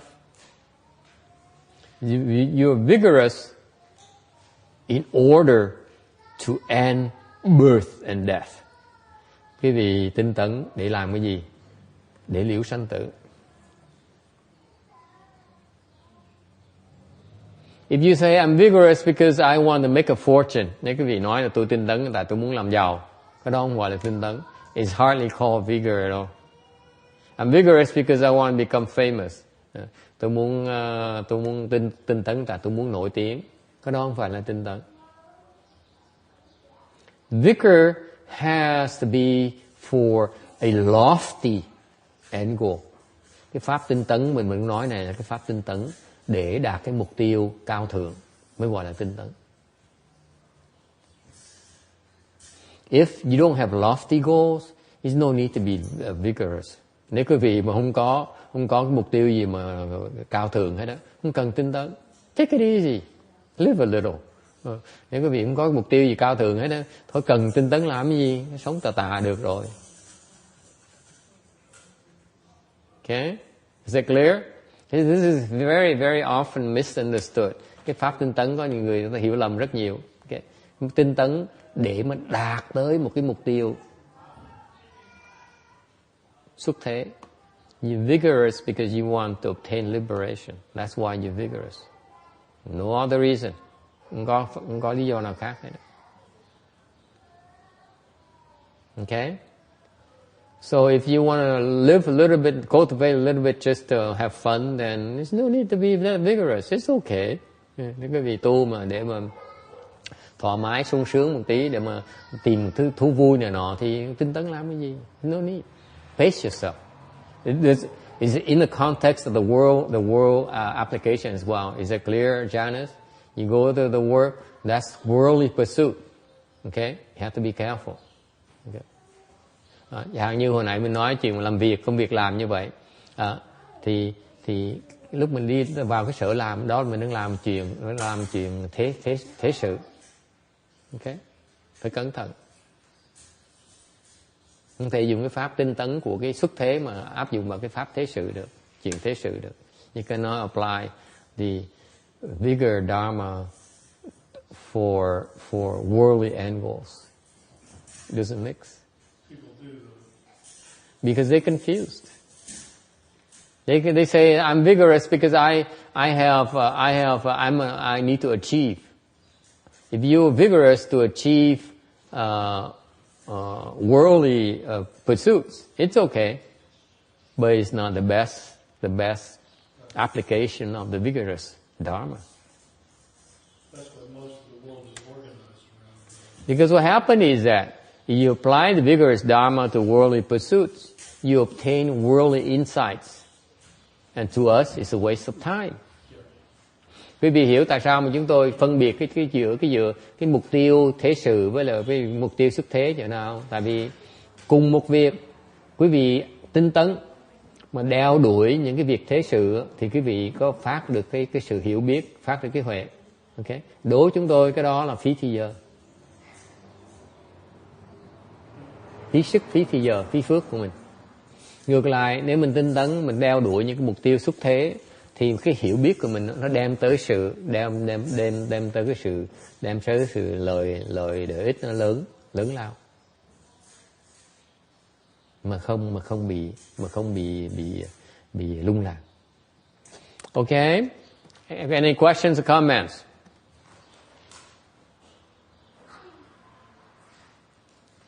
You have to be careful. You have to understand where you are. Phải nhớ là mình đang làm cái gì. Okay? Number 3, mindfulness power. Thứ ba là cái chánh niệm, cái niệm lực. Okay. With this power here, you destroy all deviant thoughts. Okay. Cái niệm lực rất quan trọng. Tại nó phá tan hết tất cả những cái tà kiến, những cái tư tưởng tà. Okay. Included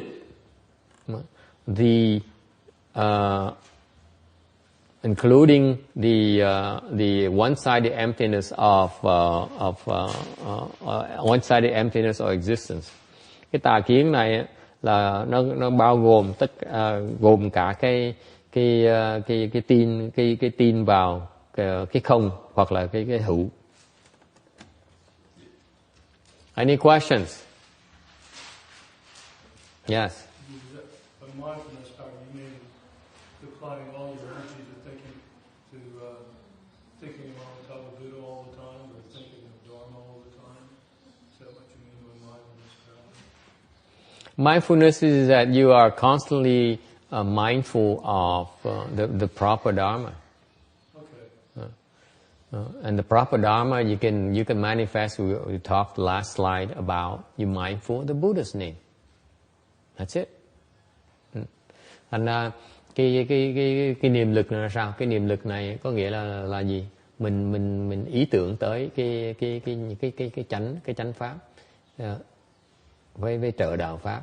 Thì cái pháp là sao? Hồi nãy mình nói đó, mình nói là cái tấm vừa rồi mình nói đó, cái niệm căn này, niệm lực này là mình ý niệm tới danh hiệu ngài A Di Đà Phật. Đó gọi là niệm lực. Là niệm căn. Okay. Tại nếu mình ý niệm được cái danh hiệu ngài A Di Đà thì đâu có cái tư tưởng mà tà nó xen vào được. You mindful the Buddha's name until no deviant thoughts can possibly arise. That is called mindfulness power. Cứ ý niệm cái ngài danh hiệu ngài A Di Đà tới cái trình độ mà không có tư tưởng nào tà nó có thể xen kẽ vào được á, mới gọi là niệm lực. Còn nếu như mà vừa niệm Phật vẫn còn cái tư tưởng tà nó nhảy lên tầm bậy tầm bạ thì đó chưa gọi là niệm lực nữa. Okay? So if you mindful you cite the Buddha's name and you still have these deviant thought arise, then you ain't got no mindfulness power yet. Is it clear? Mấy cái quan niệm Phật nói rất rõ ràng. Đây cái trình độ nghe mình tu nghe, mình nói là mình tới cái trình độ đó luôn đó, chứ không phải chuyện xảy ra mà ngẫu nhiên đâu. Okay. You have to understand you laying the groundworks to understand where you're heading. You get to the point where no possible deviant thoughts can possibly arise in you. That is called power. Is it clear? Is it clear, Amy? No possible thought of going going for fame and profit arise in your mind anymore. That is called mindfulness power. Okay?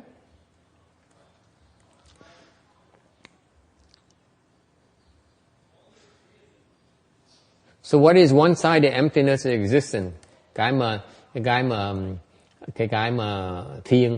thiên vị về cái không với lại với hữu là sao? What is that? It falls to duality. What is duality? Nhị nguyên là gì?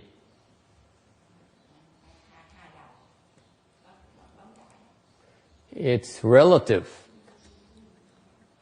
They come in pairs of opposites.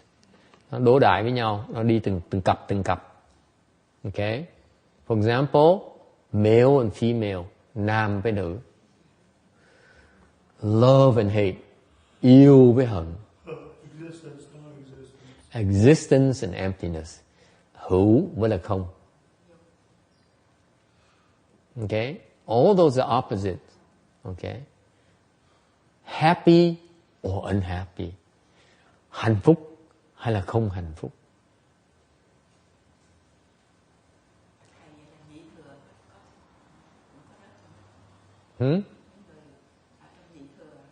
Phải không?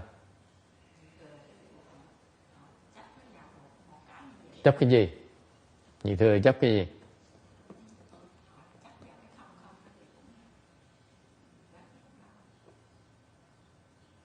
Thì sao?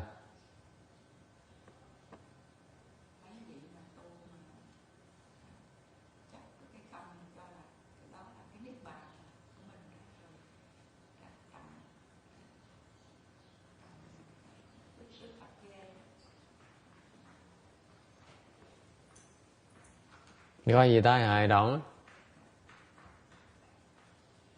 Cô có biết khi mà cô thấy được cái không nó sướng chừng nào không? Mùi cô dám chê nó.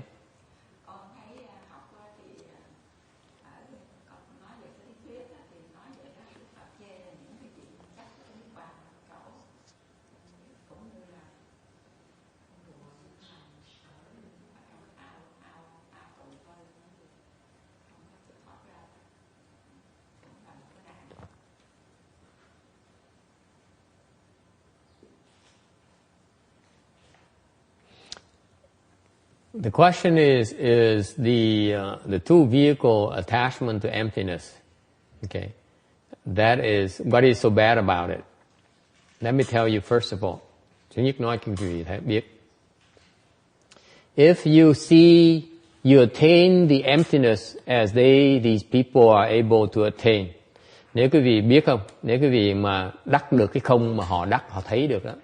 They realize this emptiness. Họ thấy được cái không. Okay. When they get to that state of emptiness, right now, where you sit right now, you enter samadhi, your mind is pretty blank, right? Hiện bây giờ quý vị nhập định đó. Right, Ruching? Right now, you enter samadhi, your mind is pretty blank, no thoughts, right? That is called a certain level of emptiness. I translate for her. Hàng như bây giờ quý vị ngồi rồi mà thiền á, mà nhập định á, thì cái tâm mình nó trống này. Cái đó là một cái trình độ của cái không đó. Right? And with that level of emptying of your mind, there comes a certain level of bliss. Từ cái tâm mình nó không như vậy, mình có đem tới một cái lạc trong cái thân với cái tâm của mình. Your mind and your body arises some sort of pleasure, some sort of bliss. It's called chan bliss. Cái đó gọi là thiền lạc. Okay? So the more the higher your level of samadhi, the more of this bliss increases. Cái thiền định quý vị càng ngày càng cao thì cái lạc nó càng ngày nó càng sâu. To the point where you reach the emptiness of the arhats, tới quý vị mình đắc được cái không của cái người A-la-hán. Okay. It is incredibly blissful. Cái lạc nó rất là tuyệt vời. Okay. For the first time in your life, trong lần đầu tiên trong cuộc đời quý vị, you free from everything. Hoàn toàn có tự do, hoàn toàn có tự chủ. Cái lạc nó sướng dễ sợ lắm.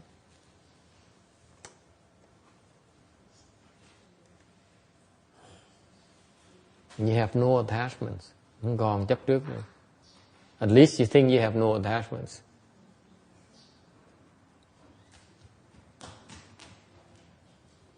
Okay? Yeah, we are still attachments, don't we? Oh, many. Lots of attachment. They don't see them, that's all. Just like you sitting right now in Samadhi, you think you have no thoughts. Actually, your head is full of thoughts. But you just can't see them, that's all. It's just too subtle. They're too tiny. You call it no thoughts, actually you have a lot of thoughts. But very tiny, that's all. Anyway, because of this bliss here, it is something to worthwhile to experience. Cái lạc đó, của cái vị A-la-hán, của cái không vị A-la-hán, nó rất là tuyệt vời. Okay. Rất là tuyệt vời. But the problem with them is that they feel they mistakenly take it as the ultimate. Cái sai của họ là vì cái lần đầu tiên họ được cái sự giải thoát chân thật á, họ chấp trước vào cái giải thoát đó, họ nghĩ là cái đó là tột đỉnh rồi. Little do they know there is much higher level liberation. Họ không biết rằng á là có một cái trình độ giải thoát còn cao hơn họ xa lắm. Okay. Nó còn thú vị hơn nhiều nữa. It's even a lot more blissful. And that's what the arhats fail to understand. Cái đó là cái bên nhị thừa họ không thấy được cái đó. Họ chấp vào cái thấy đó. So they attach to what they see as wonderful, as ultimate. And that's what's called one-sided emptiness. Okay. Thành cái đó gọi là cái thiên về cái không ở chỗ đó. Họ tròn vào cái không đó. Tại thấy họ chưa thấy cái nào mà nó sướng bằng cái không này, nó lạc thú bằng cái không này. Họ bị kẹt vào cái đó.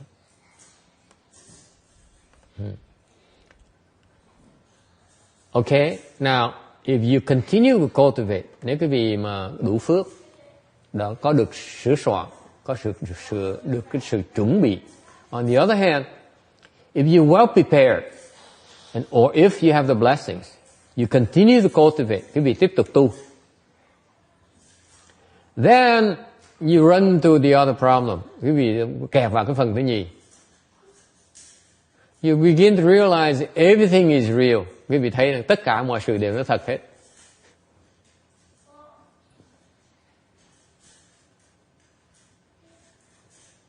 Okay, and life, Kim, is so wonderful. Everything is so wonderful. Everything is so beautiful. Everything is so happy.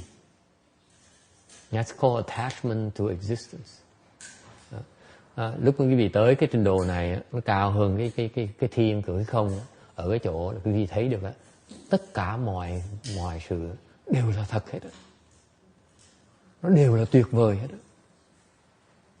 Nó hay quá đi. Không nó chừng này thôi, bên kia nó tất cả đều là thật hết. See, emptiness is kind of limited because you only see everything is empty. Zilch. Over here in existence, everything is real. Everything, but everything is real. That's how wonderful life is. Nó thú vị không thể tưởng được. Cái gì nó cũng hay, không thể tưởng được. You see beauty everywhere. You see wonders everywhere you look. And that's called attachment to one-sided existence. Cái gọi là cái chấp vào cái thiên, vào cái hữu. Nó tuyệt vời như vậy. Tất cả mọi vạn vật nó tuyệt vời không thể tưởng được.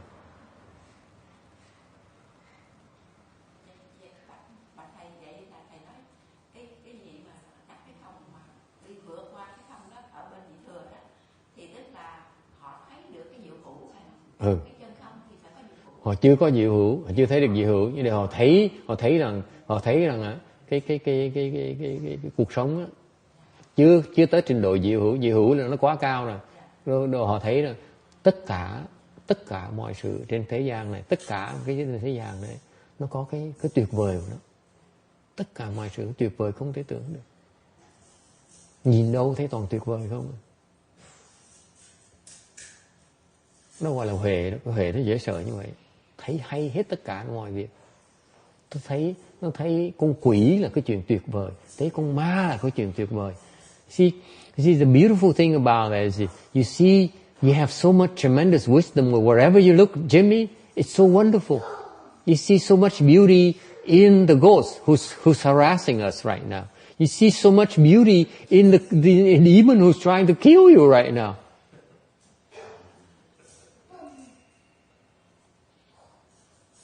Okay? It's the flip side of the emptiness guy. Cái đó nó hoàn toàn ngược lại cái bên không. Bên không có gì nó quan trọng ấy. Bên này cái gì nó cũng hay hết á. Cái huệ trên trình độ như vậy luôn. Nó tuyệt vời như vậy luôn. You see wonders everywhere you look. Cuộc đời lúc đó nó tuyệt vời không thể tưởng. Mình thấy gì nó cũng hay, cái thấy gì cũng đẹp hết.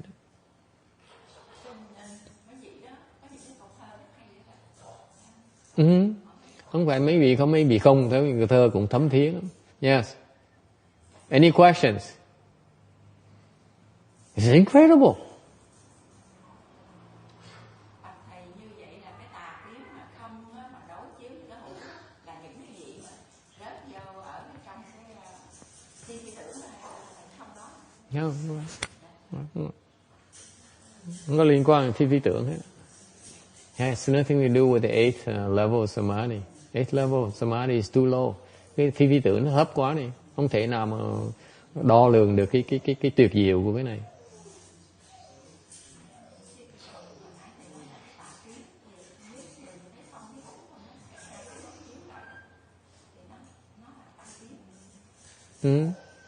Nó tà kiến. Tại vì nó thấy cái đẹp thôi, nó vẫn chưa thấy hết hoàn toàn cái đẹp, sự thật của cái đẹp này. Họ chưa thấy cái đẹp thôi thì chưa thấy được cái diệu hữu. Vẫn chưa thấy hết tất cả, mới thấy một phần thôi mà lại nghĩ là thấy hết rồi. Thằng mới gọi là tà kiến.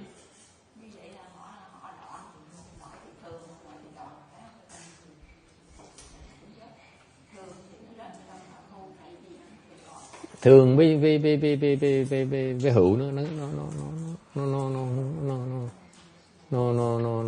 không có liên quan gì trong đó. Đó trình độ thấp. Tôi nói bên tuổi ngoài đạo nó coi thường, nó coi là đoạn. Thế còn bên này tôi nói là trường hợp này là mình kẹt vào cái trình độ cao hơn một tí. Có nhiều trình độ đó, tôi đang giảng về trình độ cao hơn một tí. Cái vị mà cô nói đó là cái thường ta thích giảng về cái đoạn với hữu, tôi thích giảng cao hơn tí xíu nữa. Cái này trên đoạn trên hữu nữa. Ok.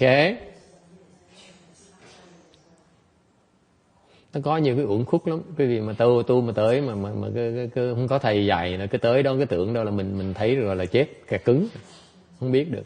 Như mấy tụi nguyên thủy rồi đó.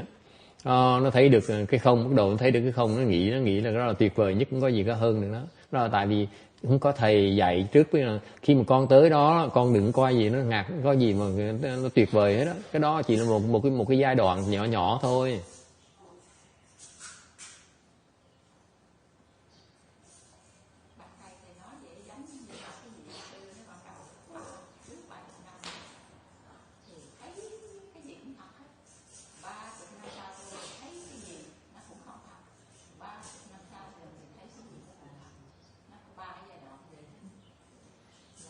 Bà chừng năm phải cuối cùng là thấy gì?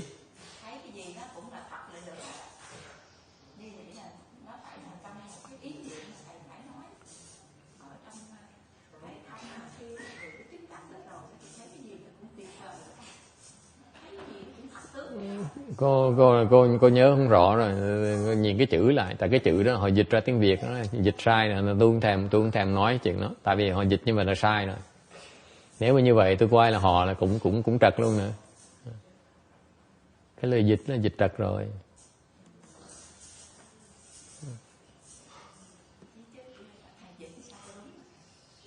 Thì tôi nhìn chữ Tàu tôi mới dịch chứ. Còn nếu mà nói nhưng mà thật rồi sai rồi thật lại thì tôi nghĩ nó chả có ý nghĩa gì hết.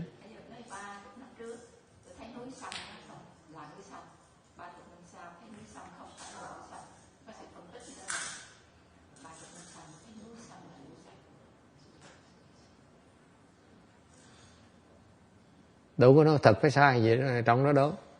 Cô nói cô dùng chữ trật thế chứ, chữ bắt quả tang, cô dùng chữ một cách quá tự do.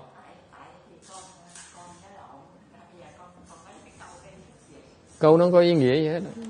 Thành ra ngay cái chuyện mà núi sông là núi sông đó, cái phần thứ ba nó ý nghĩa cô cũng chưa hiểu nữa, sao tôi giảng cô được. Cái đầu cô chưa hiểu, cái gì cô chưa hiểu, cái thứ ba sao cô hiểu được nữa. Cô phải bỏ 30 năm nữa, 30 năm đầu cô chưa thấy được cái 50 năm rồi cô chưa thấy được cái 30 năm đầu ông kia tu. Ok? Chưa thấy được cái không, cái núi sông là gì, là không phải không? Thành sao mà tới 30 năm sau nữa chứ chưa tới nữa, nói vô ích.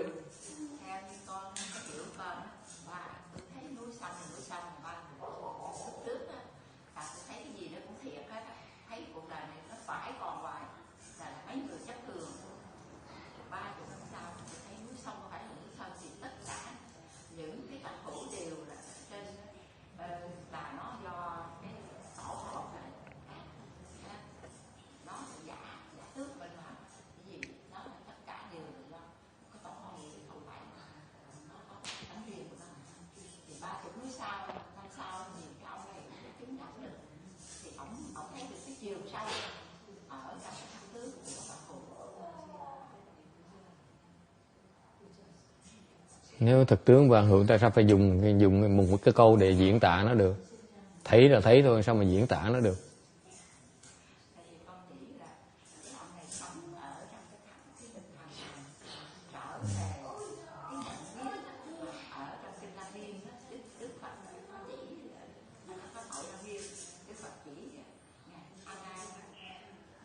Nghe cho kỹ nè, nghe cho kỹ nè. Cô còn kẹt cái chữ, còn kẹt cái văn từ nhiều quá. Tôi nói cô nghe nè, nếu mà cô tu tới trình độ mà 90 năm rồi cô thấy được cái trình độ mà cô nên thấy á, thì cô không có gì mà nói nữa hết á. Còn phải dùng cái chữ nói là cô không thấy gì hết á. Chỉ những tụi cà mờ mới dùng chữ mà nói thôi, để mà giảng nghĩa thôi. Mình dùng chữ để giảng nghĩa cho tụi gà mờ. Còn khi mình thấy á, mình không có gì mình nói được hết á. Hiểu không?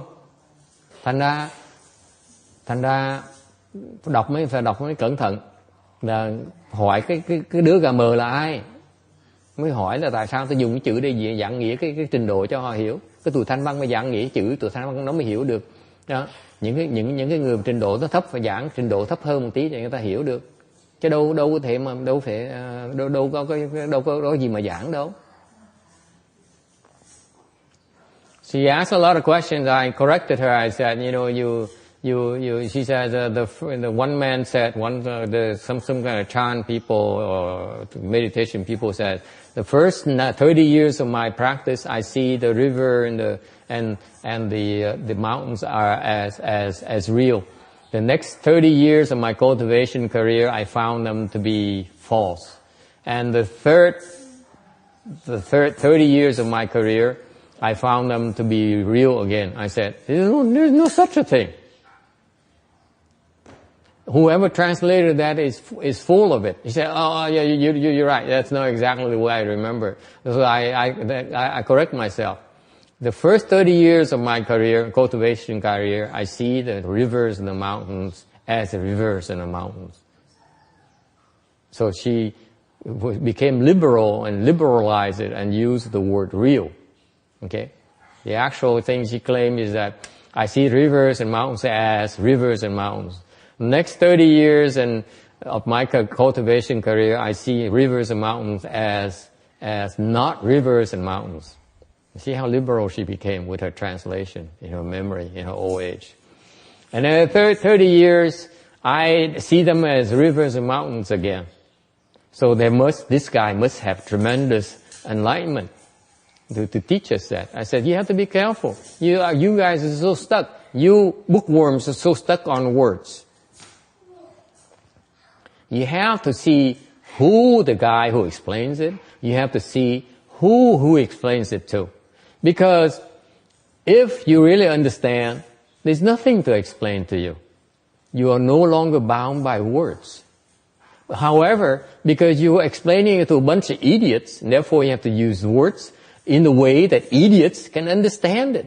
And therefore, each group of idiots requires a different set of words to explain it to. Okay? It does not mean that you are stuck to these words. And that's wisdom. If you have true wisdom, there's nothing to explain. It's nothing worth explaining. Nothing worth explaining to.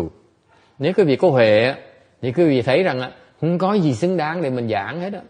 Không có xứng đáng để mình giảng cho hết á. Okay?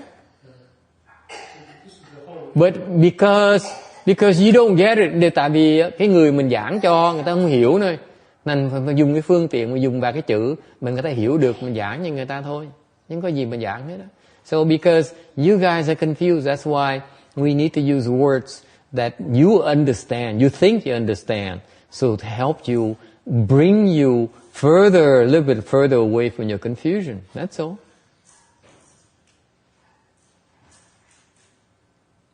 Because until Randy decides that money is no longer important, fame is no longer important, the wife is no longer important, you have to talk to him about money, fame, and wife. Because that's his life. Otherwise, what's there to talk about? Tại vì cái người ta tới chùa mình, người ta vẫn coi cái chuyện là cái danh vọng là quan trọng, tiền bạc là quan trọng, nhà cửa là quan trọng, vợ chồng là quan trọng. Mà nếu người ta nhìn cái quan trọng như vậy, mình nói giảng về cái vợ chồng quan trọng, với tiền bạc với là danh vọng nó quan trọng, thì có gì mà giảng đâu. Questions? Ai thắc mắc gì không? Yes.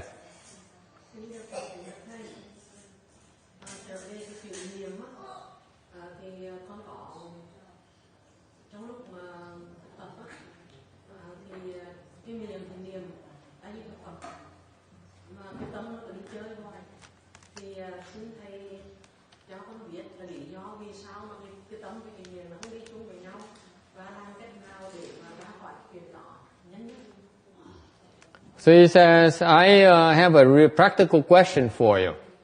I do recite the Buddha's name, and then I'm mindful of the Buddha's name, but my mind is not.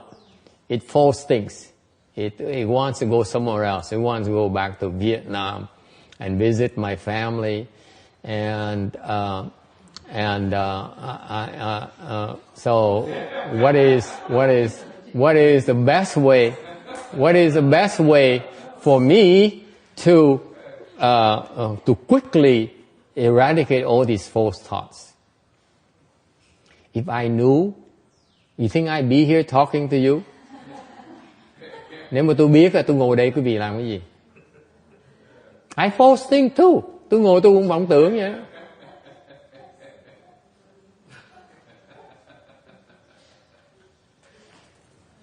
Nếu mà tôi có cái phương pháp mà có thể chặt hết tất cả những vọng tưởng quý vị ngay lập tức á, tôi bán đó, tội gì tôi cho quý vị miễn phí.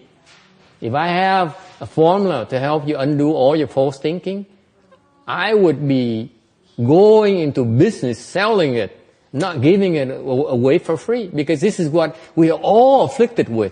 Cái này là cái bệnh mà tất cả chúng sanh đều bị cái bệnh này hết á. Vì tưởng tượng như coi, tôi biết cái bí mật mà tôi gỡ được cái này thì tôi bán cái tội gì tôi cho quý vị. Giỡn thôi. If I have this clear, okay? I form a pharmaceutical company and go into business right away, folks. Nó có dài, tôi đâu có dài cái vị tưởng tôi khờ hả?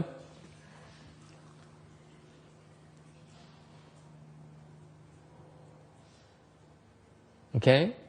Any other question? Ai thắc mắc gì khác không? Why do I give you such a stupid answer? Tại sao tôi cho trả lời rất dốt ngu như vậy? Because it's a stupid question.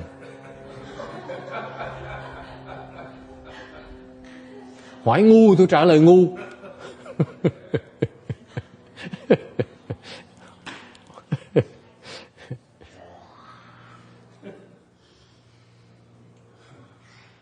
Where is this question stupid? Câu hỏi nó ngu chỗ nào? Hả? Ngu chỗ nào? Ngu chỗ nào? Ngu chỗ nào?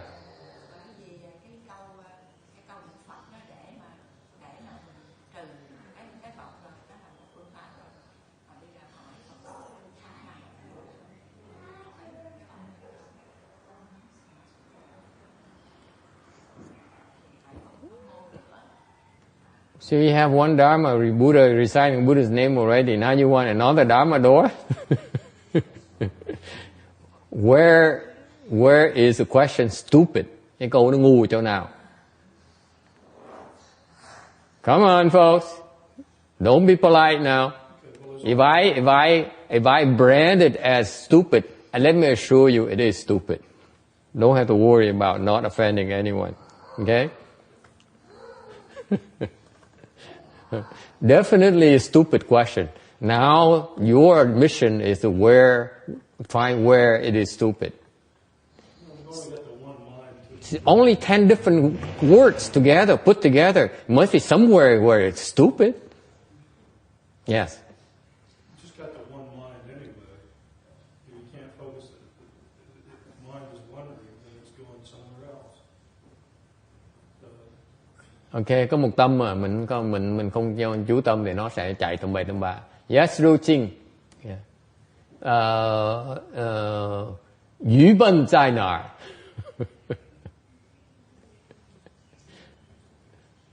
Hả? Zai Nar.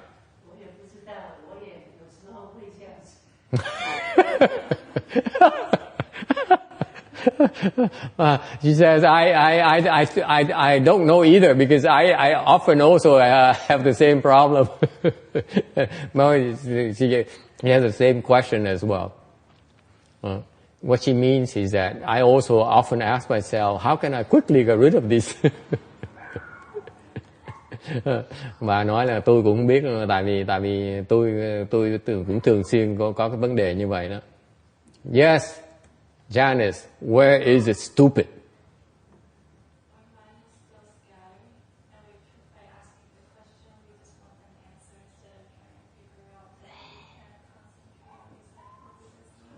You close. Okay, you got that?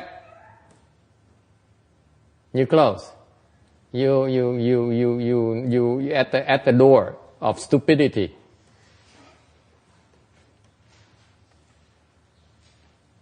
Ngu chỗ nào?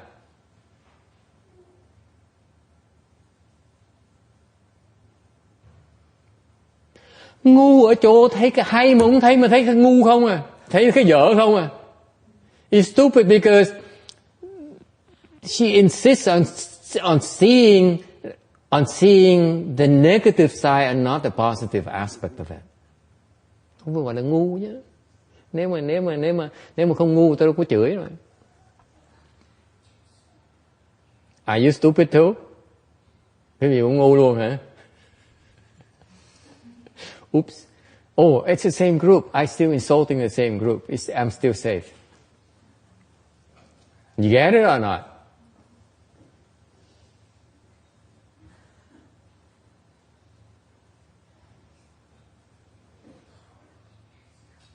Okay, you think about it. We'll talk about it next week. Okay, mình suy nghĩ tuần này về mình suy nghĩ đó. Này thầy chửi mình, thầy này tụi bay ngu quá.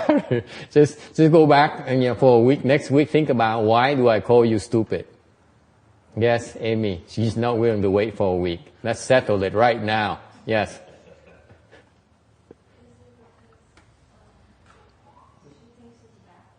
Yes, it's a wonderful thing. Yet she thinks it's bad. That's why I call her stupid. That's why I call you stupid.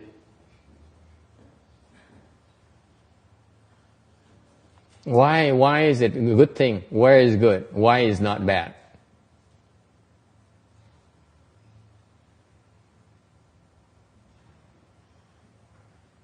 Không có niệm Phật thấy vọng tưởng được.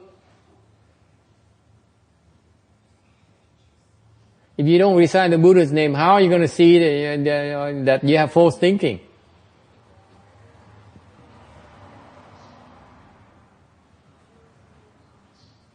See, in other words, it's because you recite the Buddha's name, that's when you can see your false thinking. Without reciting the Buddha's name, you cannot possibly see your false thinking. Phải nhờ nhìn niệm Phật mới thấy mình không vọng tưởng. Rồi chặt nó hả? Chặt nó làm cái gì? Mình nhìn thôi, chặt nó làm cái gì? So he allows you to see your false thinking. Why do you want to get rid of it? It's there. Nó có đó, nó bỏ nó làm cái gì? Nó có thôi, sao đòi bỏ? Đòi bỏ là ngu mới đòi bỏ. You see my point? It's there. Why do you have the false thing on top of it? If you want to get rid of it, it's called a false thought. And you being stupid, you indulge in false thoughts. You got to hear me? It's there. So it's there. You realize it's there. It's good enough. You don't need to do anything about it. If you look at it long enough, it will go away. Because it becomes shy. Say, ooh, and now they know me. Now they recognize me. I'm no longer welcome here. Tại mình nhìn nó không là nó đủ sợ rồi. Không cần làm gì hết. Nhìn đủ lâu một cái, tự động nó nói, tới đây nó nhận ra được mình rồi. Mình không cần tới đây, mình nên tới đây nữa. Không cần làm gì hết. You don't need to do anything. You just look at it. You look at it. It comes, you say, okay, so there you are. You are a false thought. He says, you are a false thought. That's it. That's all you do.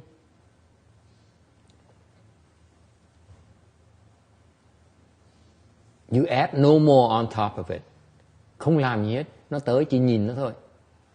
You get it, Amy? It's just there. Just like a car driving by. It drives by. There's no need to say, hey, that's a car. Let's pursue it. And that's called adding to it. You follow it.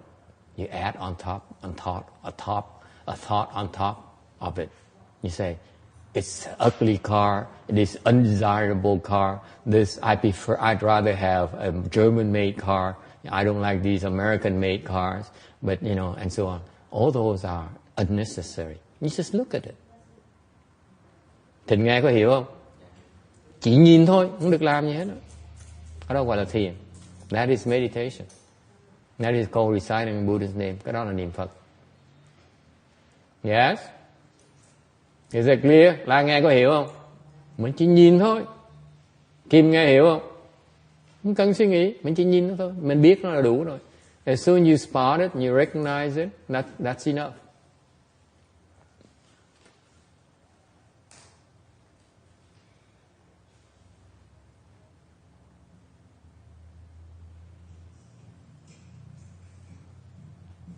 Okay?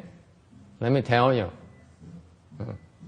People spend their entire career cultivation. They don't even understand that. Why did I just explain to you? Cái mà tôi mới giảng cái vị đó. Không ai giảng cái vị được như vậy đâu.